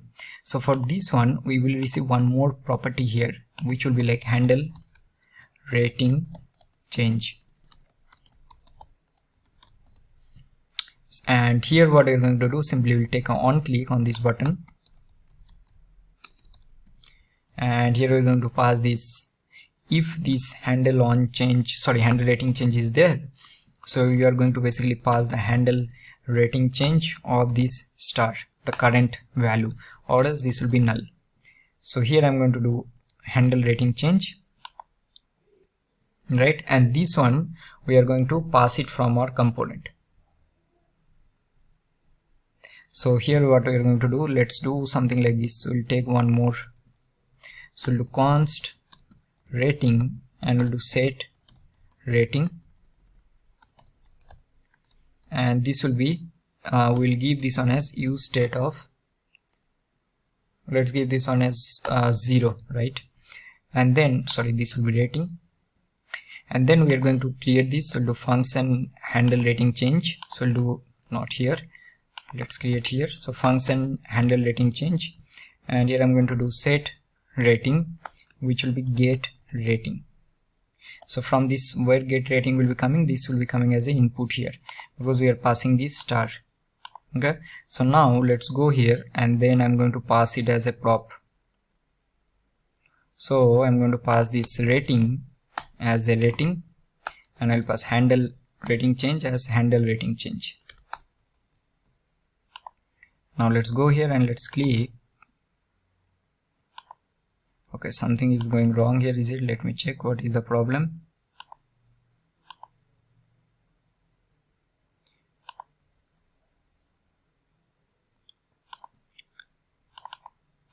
Okay, let's see what we are getting in this rating component.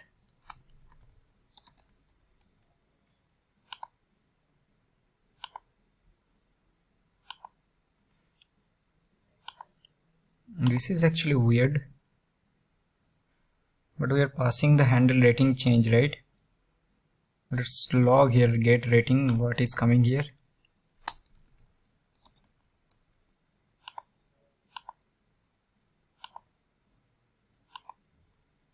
I think we have done something wrong here.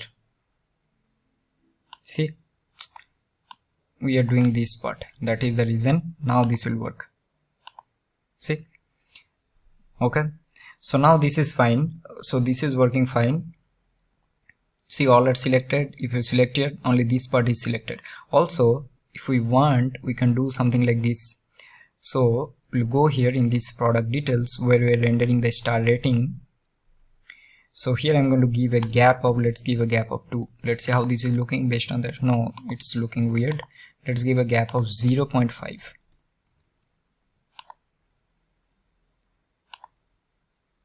Sorry, let's close it.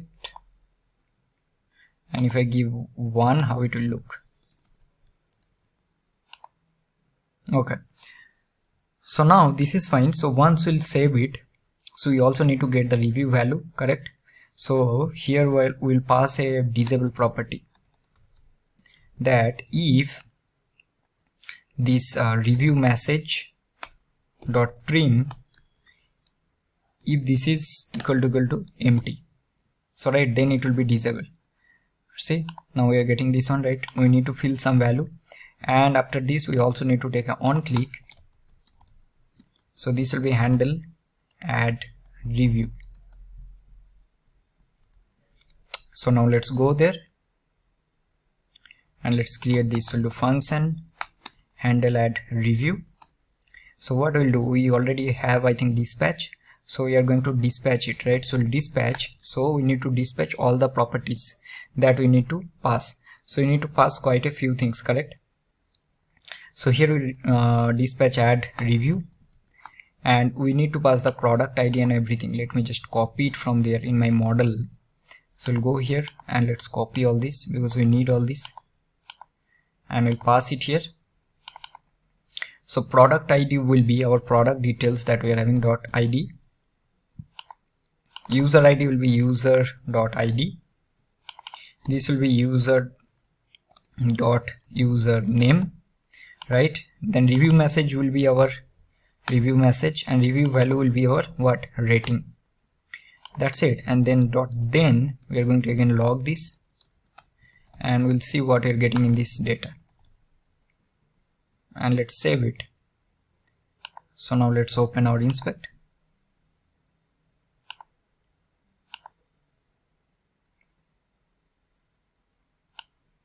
Let's go to console, and okay, so I'm going to give a 5-star, and let's see, I'll give awesome. Let's go to our network tab and let's try to click on submit. Okay, this is actually not calling that API, is it? I know what I've done wrong, and I know you all will be laughing. So the problem is, I think I haven't installed Axios. I'm 100% sure. Let me just check once. I think I haven't see, I know, right? So let's see.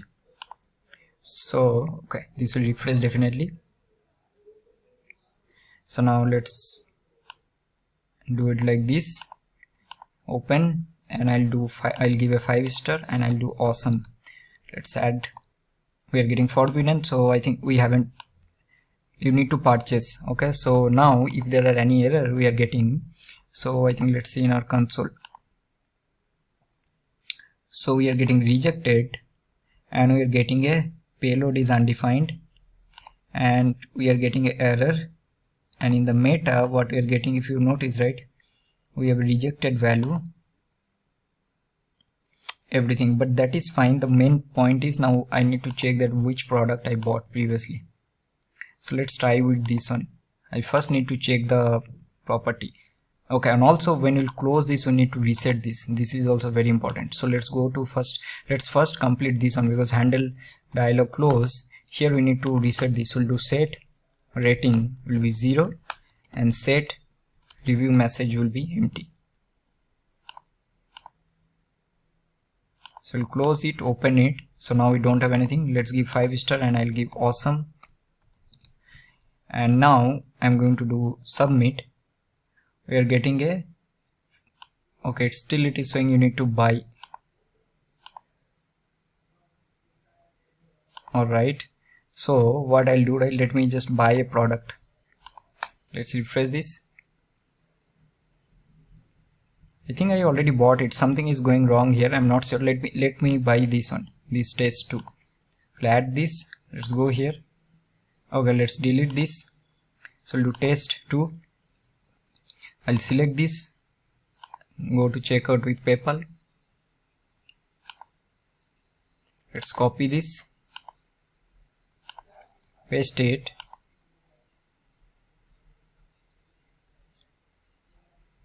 now click on continue.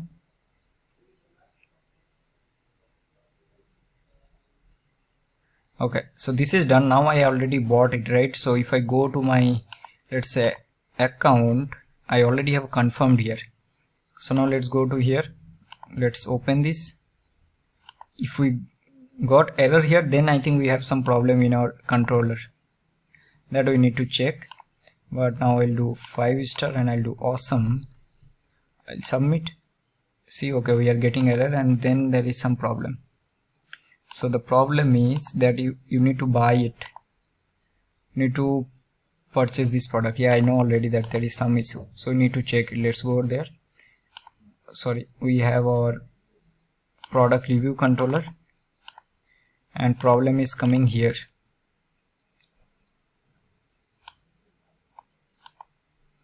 So let's check what is coming here. Also, we need to check what we are passing in our payload. So passing product ID, review message, review value, user ID and username. Okay, everything is correct only. Now let's log it here, the order. So let's save it, and then I'll open this one. Let's go to server and let's try to submit. We're getting null here, if you notice, right? So what is the problem here? Alright everyone, see, the problem is after spending some time, see, we are passing this data as a form of object, which is wrong. So here we just need to pass the data, or basically let's give this one name as form data, so it will be easy to understand. So this form data we're passing here, right? So that is the reason we are having that particular issue. Now let's do the whole process once again. So what I'll do, right, let's buy these products. I'm going to add this one. So product is added. Let's go to checkout.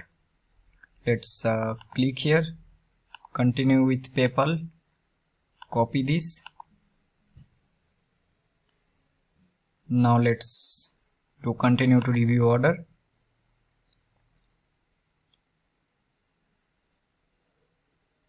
Okay, so now I think we have this product already reviewed. Now let's go open this. So now let's go to network. Okay, and let's give a 5 star and I'll do awesome. Let's submit. Awesome. Okay, so now we are getting the data. So this is working fine. So what we are going to do, so if this is successful, so this logic we have done in the product details, that where is this one, that if data dot payload dot success, if this is true, so we need to again fetch the list of products. So we'll do dispatch get reviews, and here we need to basically pass the ID. So we'll do product details dot ID, and also we'll render a toast like title that review added successfully. Okay, now let's save it. So now we need to get the reviews, so we'll get it easily. So we'll do reviews from our state for this product, right? Now also on page load we need to get it, but that I'm going to show you how we're going to do that. So we'll do swap review page load, how we are going to do it, right? So when we'll open this model, that time we need to check if this product details is available or not. So we'll do use effect and we'll keep this product details as a dependency, right? And then we'll see if this product details is not null, then I'm going to dispatch this get reviews. So then only I'll get the reviews and I'll pass the product details dot ID. Okay, and now let's log these reviews for this product and let's see what we're getting. Save it. So let's close it. This will not work. Now I'm going to open this. Okay, we are getting empty. That is weird actually, but if I go to network, that time it should call, right? Let's see what is happening here. Okay, this is, I think we have done something wrong again. Let's go there. See, we have to do this on review. So now let's see what is happening. Now let's open this. Let's go to console and I'm going to open this one. We are getting one review, right? That's it. Now we are going to replace it we don't need all this dummy data. So what we'll do, simply we will go here. What is that? This part, right? We are having this grid gap of 1. No, not this part. Here, this part we need to replace. So here I'm going to do reviews and reviews dot length greater than 0. So we're going to do reviews dot map. We'll do review item, and then we are going to, or else we'll render no reviews or something, right? So we'll do no reviews, and here we are going to basically copy this and then we'll paste it here, and we are going to change it. So first of all, we don't need this sm. This will be what? This will be this username and then first letter I will take. Okay, so I'll do review item dot username, and then we'll do first letter, that's it, and we'll do 2 uppercase, and here also we'll do review item dot username. So do review item dot username, and here we no need to render this anymore. We'll render the star rating component, correct? And what will be the rating value? Rating value will be this product rating that we have given, this review value, right? So this will be review item dot review value, and we can remove all this, and this will be the review message. So we'll do review item dot review message. That's it. Now we can remove both from here, and let's see what is happening. Save it. See, we are getting one, right? Now I'm going to open, let's copy this from here. I'm going to open it, paste it. Now let's log in with a different user, sign up, go to products, and I'll buy the same product.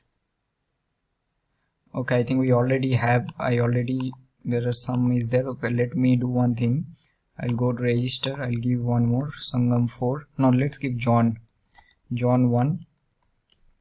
Do john1@gmail.com, 1 2 3 4 5 6. Sign up. So we'll do John 1, and then we'll do 1 2 3 4 5 6. Sign in, go to products. So okay, I will add this one to cart. Let's go to checkout. We need to add a new address. We'll add here only. Then we'll add it.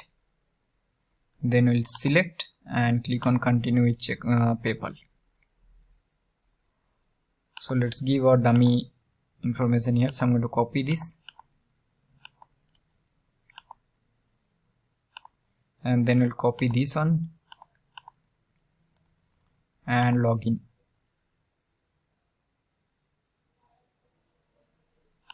Click on continue to review order. Payment successful. Now let's go to our account page. See, we are getting confirmed and details and everything. Now we'll go to this product, and I'll add a 4-star, and we'll do review from John Good.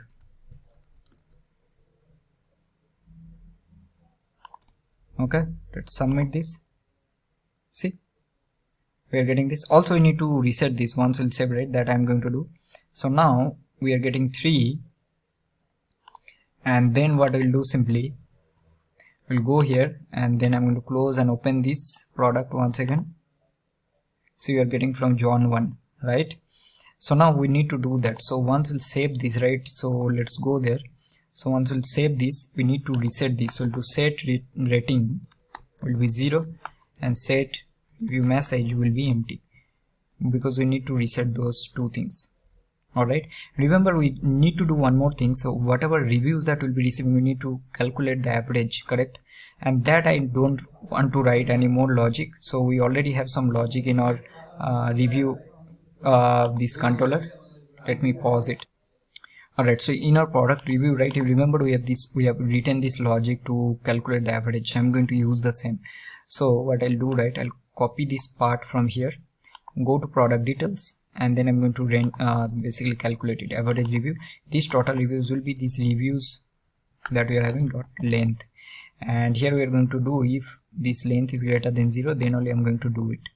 So I'll do reviews and then reviews dot length greater than 0, or else I'm going to do this one as 0, and this average review I'm going to pass it here.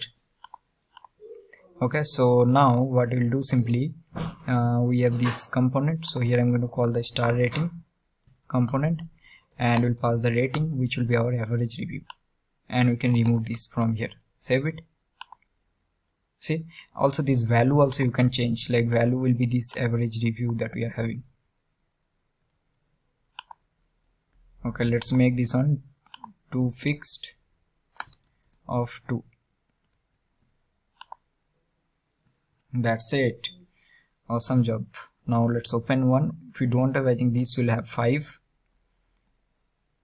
This also have 5. This has only 1. Okay, this I think I tested all this. Alright, so now the review functionality is completed. Now I will give you one homework for you. So you remember when we updated the order, right? So we added this, like for this particular product schema, you also need to add that review value, and based on that you need to update. So there is one way of doing this. Second way, I will show you one more thing. When we are doing this product controller we are having, right? So in the product controller, when we are fetching the list of products, here what you can do, you can basically get all the reviews, okay, and then based on the products you can basically return the reviews, and then here what you can do, whatever ID this product is having, you can basically match it from that review product ID, because both will match, right? And from there we'll be basically getting the review for this particular product. But that is optional, but the main thing is that here the product review is basically completed. Now next thing, we need to do quite a few improvements. Okay, the first thing is that I'll show you. If you see, right, if I try to go to the home page, see what is happening, right? See, this is a not problem, but this page doesn't exist, right? So we need to fix this. So how we are going to fix it, right? So let me show you. So first we need to go to our app.jsx. So as I already told you, right, that we will be having our part 2 where we'll be doing some kind of improvements and modification and those things. So here inside this, right, I'm going to add one more route. Okay, and in this route I'm going to give a path which will be /, and in the element here what I'm going to do, so I'll copy this and pass it this check auth, and I don't want to pass anything here. Now I need to write some logic in my check auth component. So what I'm going to check, right? So here first we'll check that if the location that currently we are having in path name is equal to / means if in this page, and then what I'm going to do, if the user is not authenticated, so what I'll do, I'll redirect the user to the login page. I hope you're getting right. Else what I'll do, based on my role I'm going to redirect. So if the user role is admin, it will go to the admin page, or else it will go to the shopping page. So this is one thing, and if I now save this, now see what will happen. See, it's going to the shopping home page, and that makes sense because if I now log out and try to access the home page, see, it will be going to this auth login page. And if you just now log in and then try to go to this page, you will be in the shopping home page. Okay, so this is one thing. And if I now log out and log in with my admin user, sign in, and try to go to the home page, you will be going into the admin dashboard page. Okay, so this is one interesting not interesting, like one thing I want to do.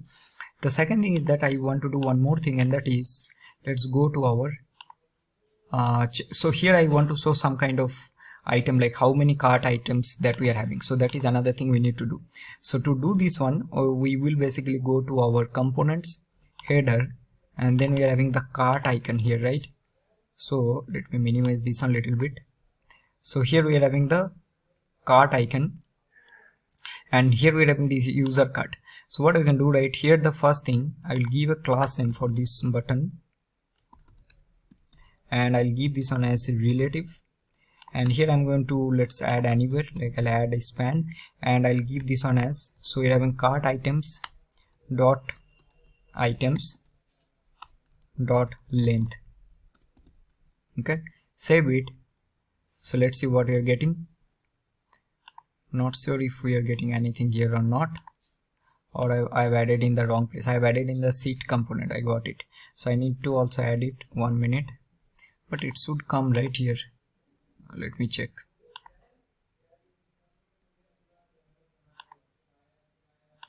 So if I go here, so a button, and then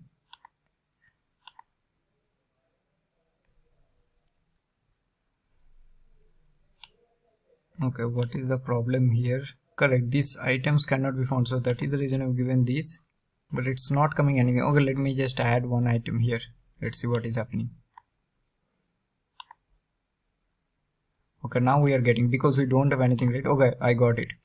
So here I'll do like either this, or I'll render 0 here. Okay, so now if I just go here and delete this, so we'll be getting 0. So now let's do one thing. So let's see how we can make this one correct. So we'll give a class name. So we'll give absolute, and we'll do top 0, and we'll do right 0. Okay, and we'll do text Excel. Let's do small only. Top, let's make this one, I'll do in minus, let's do like minus 8px. Let's see, let's do 5. Okay, and right also I'll do 2px. Okay, and we'll do font extra bold. Let's make this one bold only. Okay, I think this is fine. Let's add it. So 2 items, 3 items, and this is getting updated because we have the items, right? So we have only 4 items, not the quantity. So this is correct. Next thing I want to do one more thing, and that is, let's go to checkout, and here I want to show some kind of loader, and also we need to show the selection. This is also very important. So for this one, we need to go to the address card, and the first thing here I'm going to give a class name. Sorry, we'll do class name. I'll give here cursor pointer.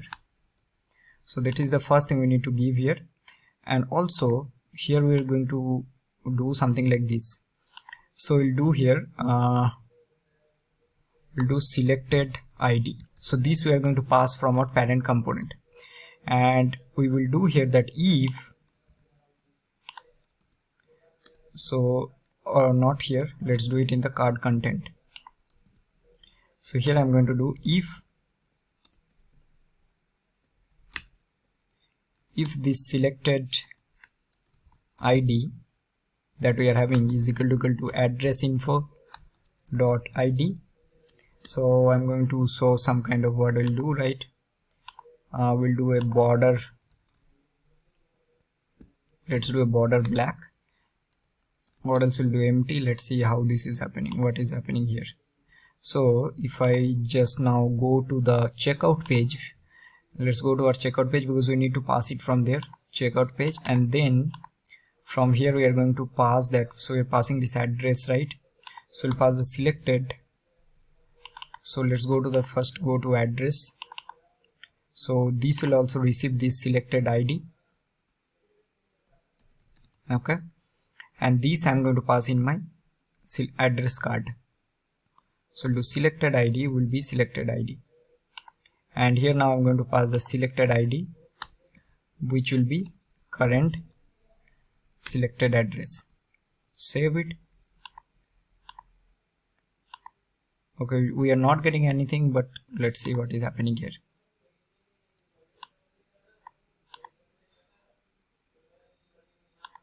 So first we'll go to our address card and we'll log this here. So we'll do console.log, we'll do selected ID, and we'll do address info.id. Both we'll check. I don't think we have address info.id, right? I think we are having, so we are having this, both are same, right? Alright, so here now what we'll do, right? So we'll simply check with this selected id dot id equal to this address info dot id.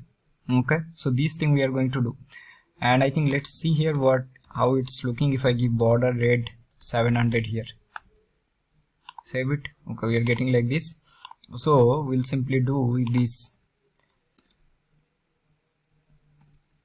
So we'll do if this selected id dot id, if this is equal to address info dot id.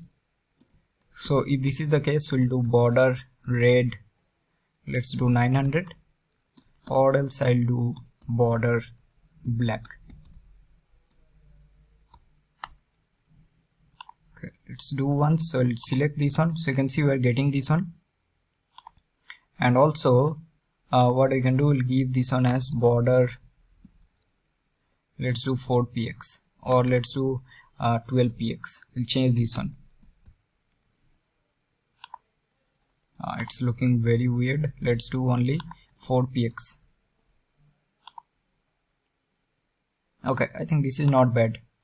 Okay, so this will give, also you're going to show some kind of loader in this checkout button, so that is also very important. So to do this one, right, what you're going to do, let's go to our checkout page, shopping view, checkout page. You see we have this one state we have here. If you remember, is payment start. So when this payment will start, right, we'll show some kind of like processing payment or something like that. So we'll do is payment start. If this is true, we'll do processing PayPal payment, or else we'll render this one, right? See what will happen if let's delete some of the items, and let's say I'll select this one, and let's click here. See, processing we are showing, and then we'll be moving to this one. Awesome, right? Okay, so let's complete this order also. We'll see once.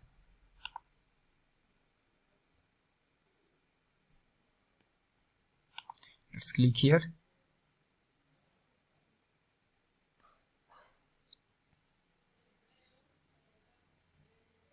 So payment is successful. Now for this payment successful also, we'll give some little styling. We no need to give more, but whatever this payment return we have done, right, this part at least. So we'll do this one, sorry, copy this, and we'll use the same here also.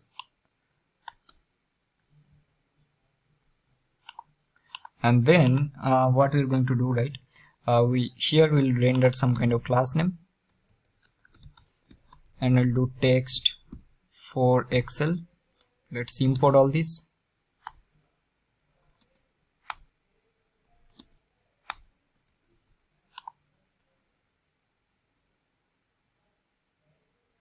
Okay, and we need to do here payment successful.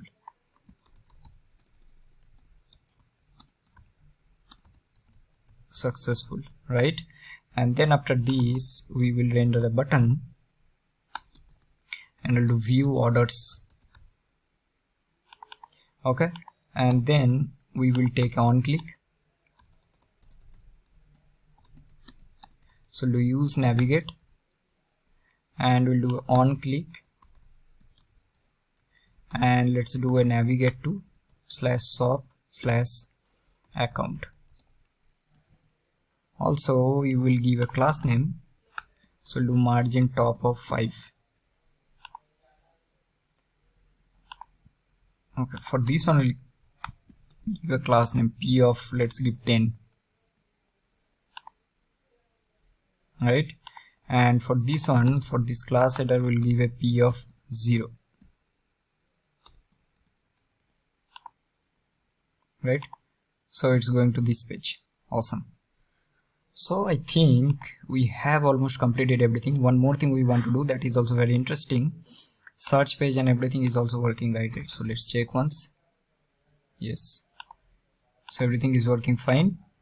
So we need to complete our admin dashboard. Now here we are not going to do much.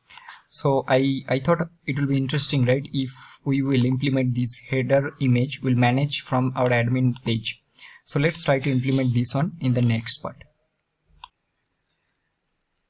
Alright everyone, so let's finish this with this one interesting feature that we are going to do, right?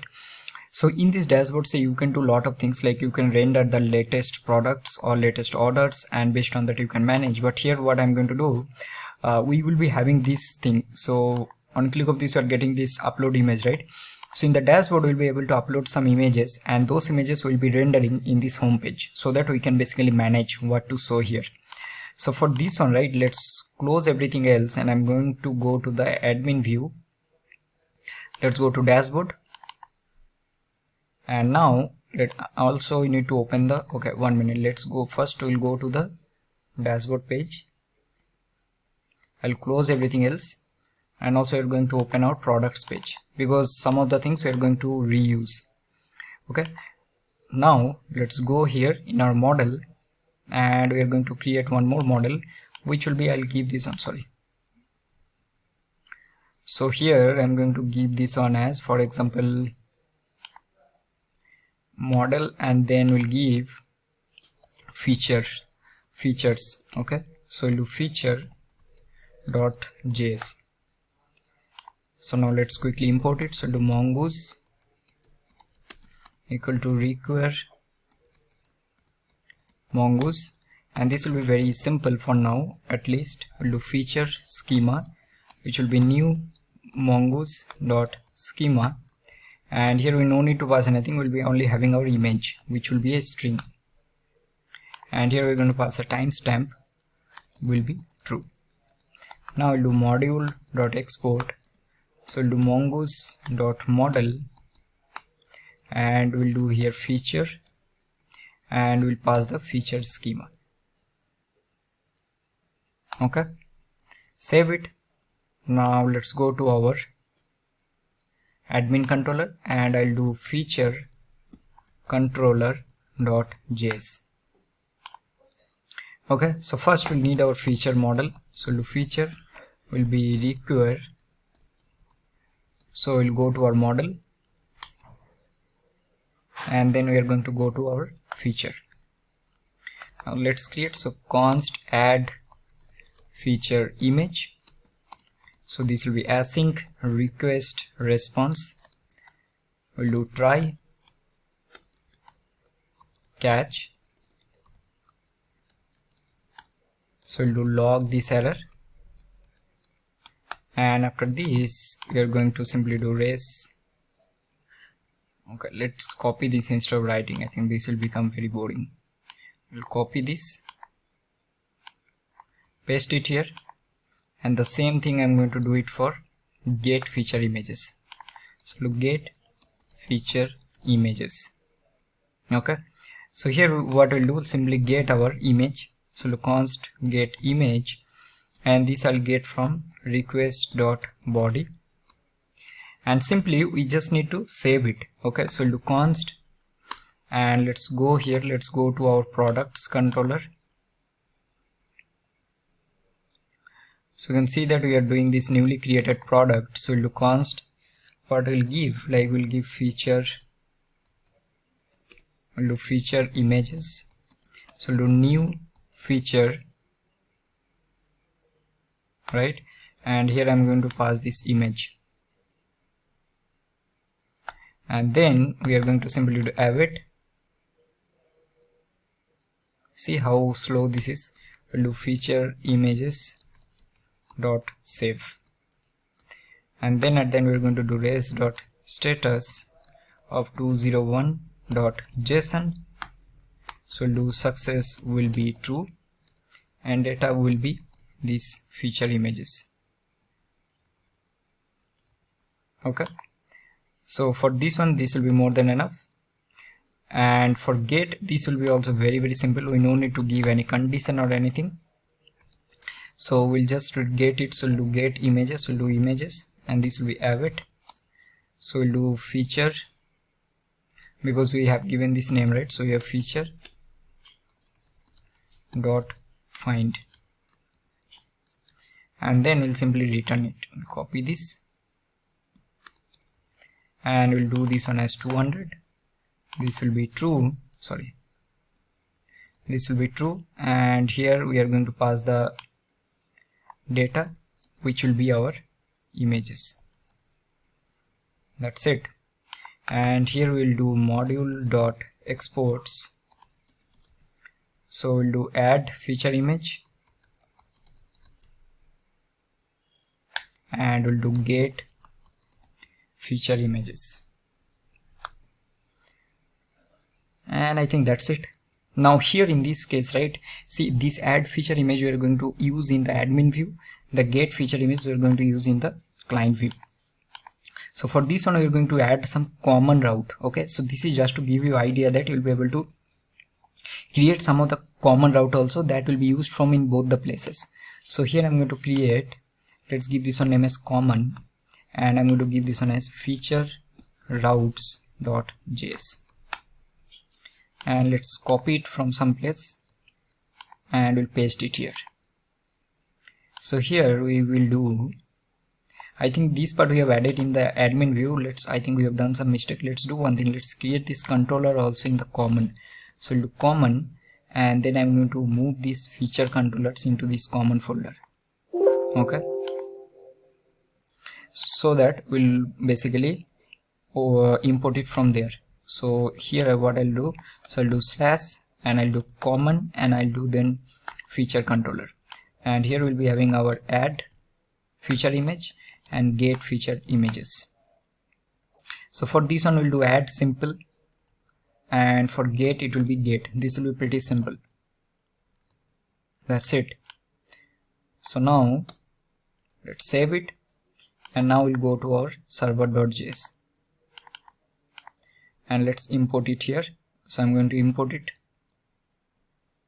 So what I'll give name, right, we'll do common feature router, and here I'm going to import it. So I'll do routes common, and then I'm going to import it from feature routers. Then here we'll copy this and we'll paste it. So this will be API slash common slash feature. Okay, and I'm going to give this one as common feature router. That's it. So now what we need to do, the Cloudinary upload functionality is already completed. We have already done in the while adding the product. So we're going to save that image. Cloudinary will get the URL and we'll save it. Once we'll save it, we'll come to this home page and we are going to fetch these images, and based on that we'll show it. Okay, so now what I'll do, I'll go to the dashboard. Let's go to the product first, and here some of the things that we need. See, the first thing we need this image URL, the uploaded image URL, and image loading state, all three things. So I'm going to copy this. See, I'm not writing all this. Okay, this will take so much time again. This video is already very long, and here what I'll do simply, so the first thing is that we need to import that product image upload, right? So here we are passing all this. So I will copy this and I'll simply pass it here. So let's give h1 and I'll give this one upload feature images and then paste it here. Okay, so we will basically ease edit mode, we'll remove this for now, we'll comment it out, and we are having all this data. So also we need to import it. So now let's save it. Let's see how it is looking. Okay, so we're getting this on upload image, and this, I think we can remove this part also for now. Okay, so on click of this we'll be able to select images. So what we're going to do, if you go to this component, right, I'm pretty sure we have already handled all this. Like, it will basically, see what will happen, it will upload and then it will give you the uploaded image URL, so we don't have to do anything. So that is the advantage of managing all this in this common component. So what will happen in this uploaded image URL, you will be basically getting it. See, if I now log this one, right, but the problem, one more thing we need to check, and that is that where we are calling this API. So here what we are doing in this uploaded image URL, whether we are calling that API here or not in this parent component. So if you see, right, here we are having this image. Let me check where we are using this uploaded image URL. See, here we are using, right, image we are passing. Okay, so in that case this uploaded image URL we should be getting here for sure. Okay, so now we'll check this what we're getting.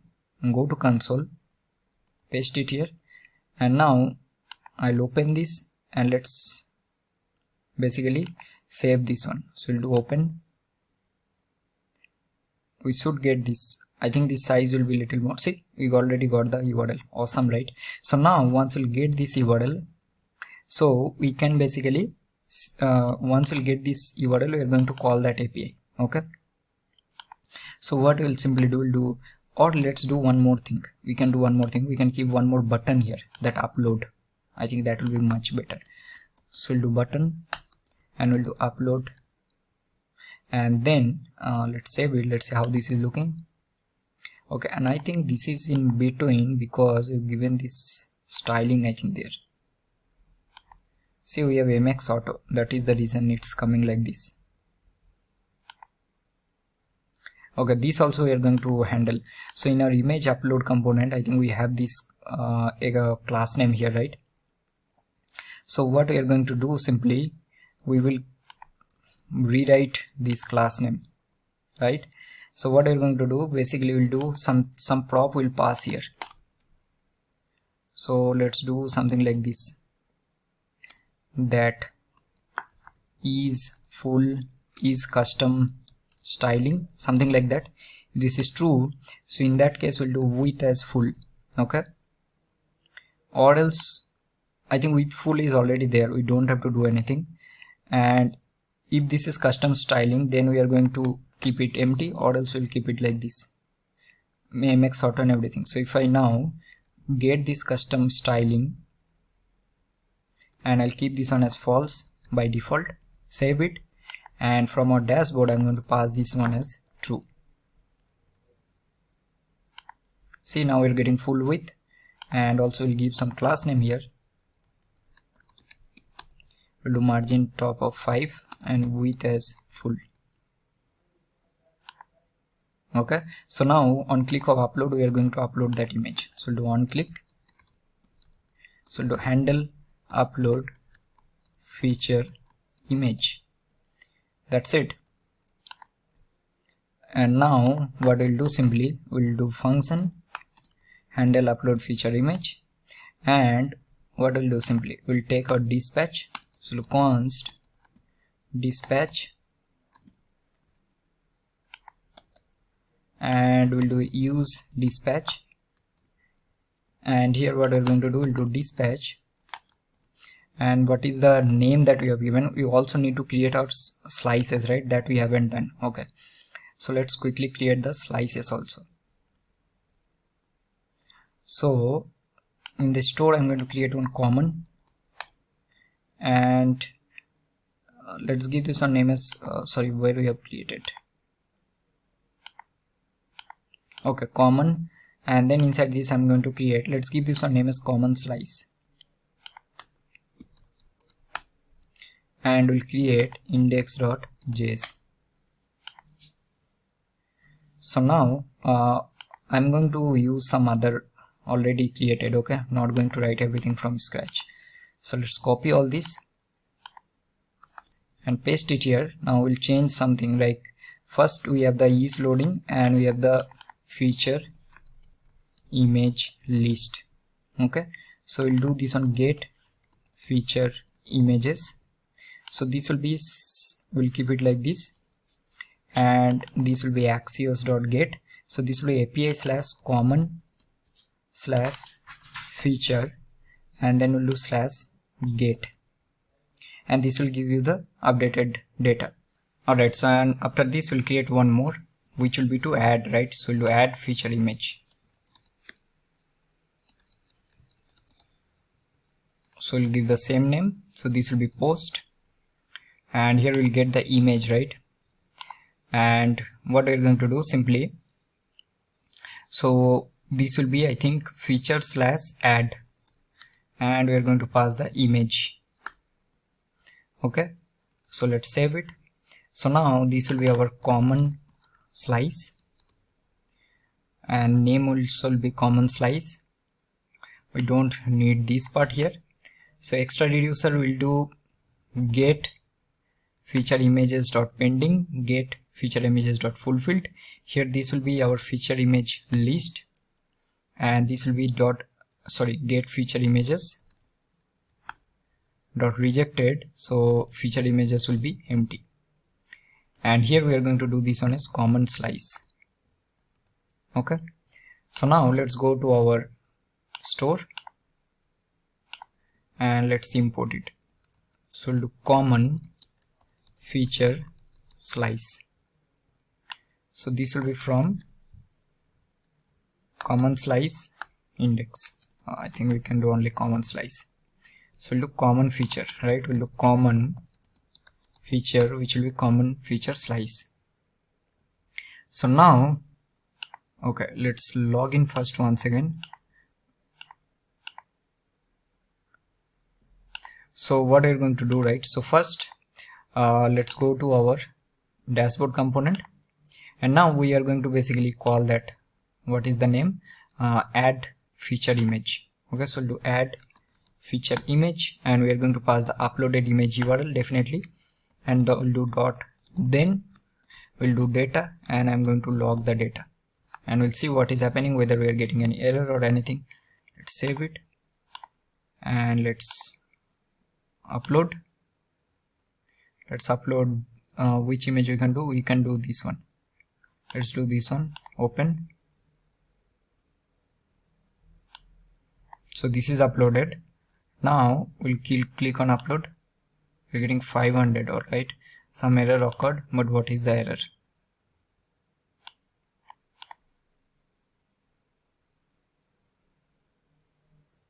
Feature images is not defined. Okay, I think in the controller we are getting some error. Let's go there.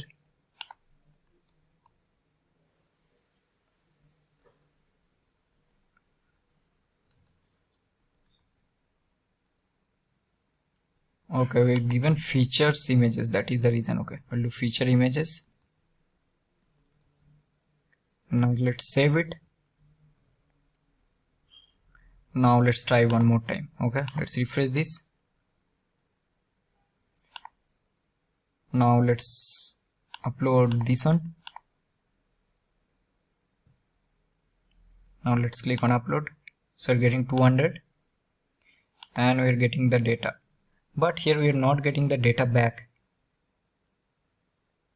Okay, 1 minute.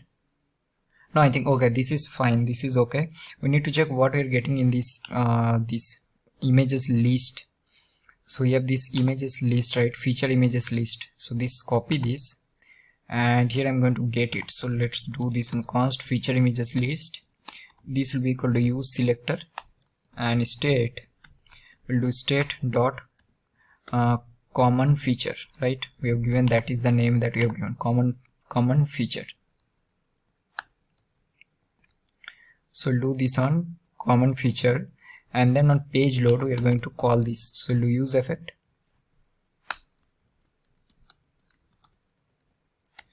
and I'll do dispatch, and I'll do dispatch of, we'll do get feature images. And now let's log this feature images list. Let's save it. What is happening?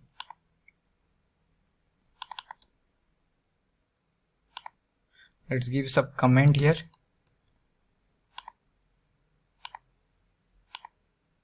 See, we are not getting the URL. That is extremely weird actually. I thought that's something we have done wrong here again. Okay, let's see.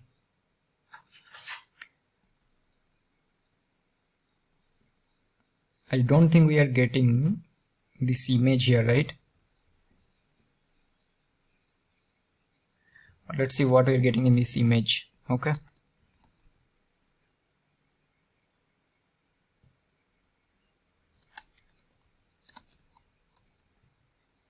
okay, let's see this one first. So let's open once and then upload. Let's say this one. Open. Now we'll do upload. See, we are getting undefined. Why is that? Why we are getting undefined? Oh my god, man, don't tell me like I have forgot to import the Axios, is it? I don't think. Then I think something we are doing wrong here.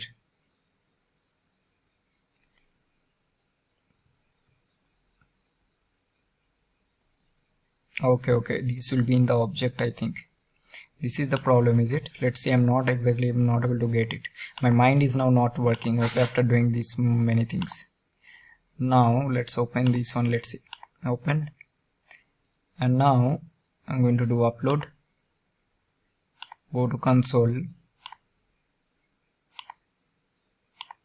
Now we are getting the URL, but if I refresh this page,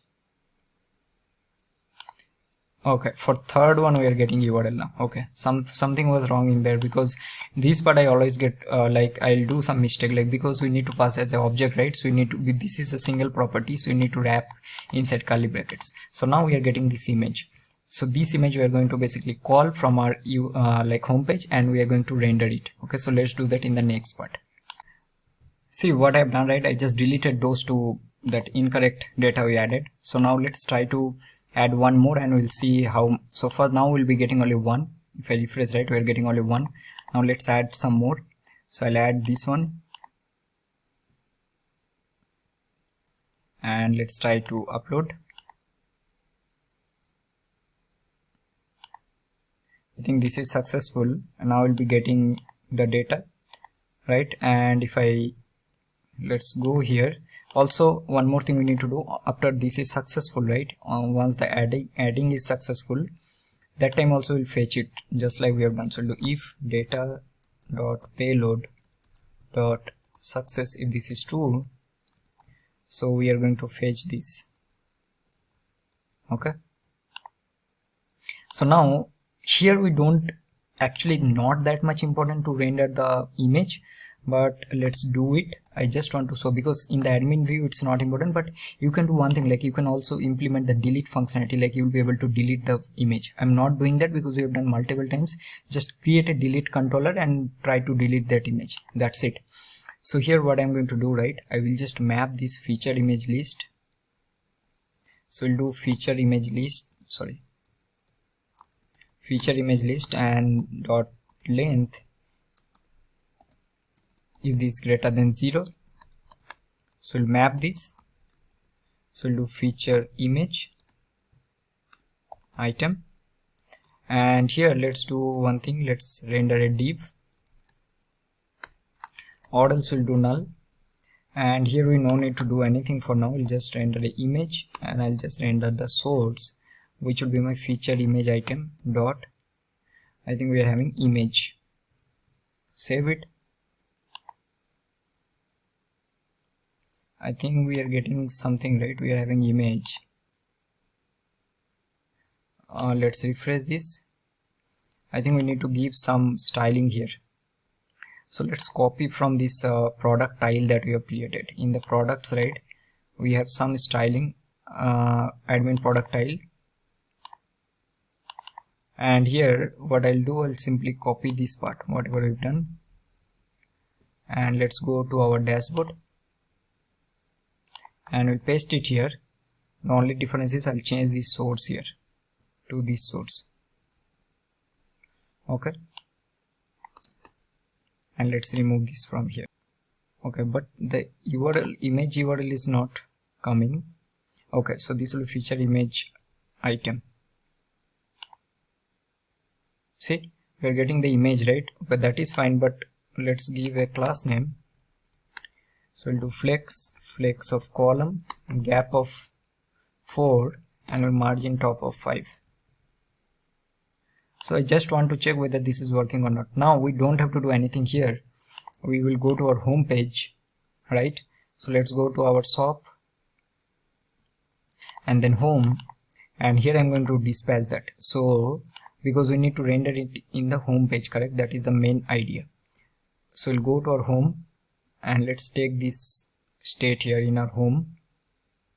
I know this is becoming complicated, and I already told you that this will not be that much simple project, right? And then we are going to dispatch it, correct? and we need to import this one. So now what we'll do, right, here we have slides. So instead of slides, we need to do this on feature image list and feature image list dot length greater than 0. So we'll do feature image list, or else we will show null. So let's save it, and I don't know what will happen. Let's go there. Okay, let's close this. Okay, let's refresh this. Okay, source will be slide dot image. That is the reason it's not coming. See, now you'll be able to manage it from here. See, also we can change this one to, let's say, 3000. So let's refresh this. Okay, now let's add one more image. So we'll go here and then we'll image this one, add this one, upload. So this is added here. Now let's go here and refresh this page. So now you should have 3. See, okay, so I'll add some more, okay, so that it will look nice. Okay, let me just, we can also reset this, that is also fine. Once we'll submit, right, we need to reset this one. Okay, let's do that also, because we need to reset this image file and uploaded image URL. Set image file will be null and set uploaded image URL will be empty. So now let's refresh this once again. We'll open and then let's add one more, add this one, upload. So this is added, and if you now go here and refresh this, so now we'll be having 2, 3, 4, and that should be one more.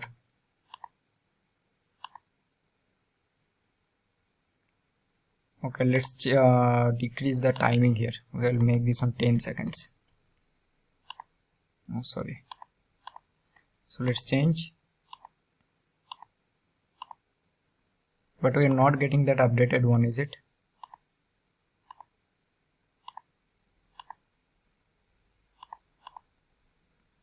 Okay, let's say how many we are getting here. So we'll do feature image list, save it.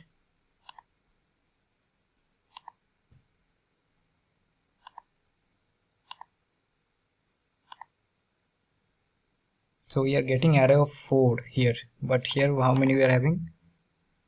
We are having 4 only. But why that image is not coming? Let's see what we are doing here.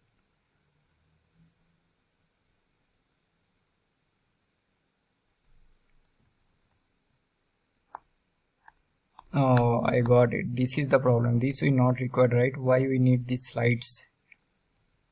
Because here we need to do this one now. Feature image list dot length. That is the problem. Same for this one and same for this one, and where else we are using here also. Now let's save it. See, now we are getting all the images.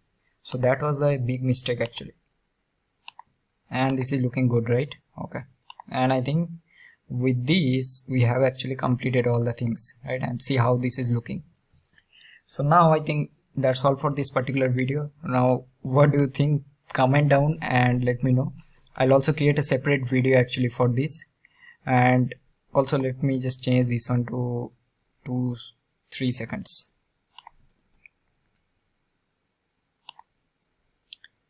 So let's refresh this. So let's wait for some time. Let's see what is happening. Okay, now I think again some other problem is there. Hey everyone, so the problem is because see here we are writing the timer, right? So the timer we need to run every time whenever there is a change in the feature image list dot length. So we'll pass this as a dependency. Now I think this will work. So now let's refresh this, and now let's wait for some time. See, it will automatically change. See, now it's changing. It will go to the next image, next, like this. Okay, so now this is done. So with this we have completed all the thing. I'll share all the source code and everything in the description. Now you might think, one questions I know you all will think, where is the deployment? So for that one I'm going to create a separate video after some like 2 days only. Till that time you will get so much time to complete this video only, and I'll also show you how you can deploy this project both in Vercel and also using render. So with this that's all, and if you like this video, give a like, comment down, and please subscribe to my channel. I will see you in my next video. Till then, good luck and peace.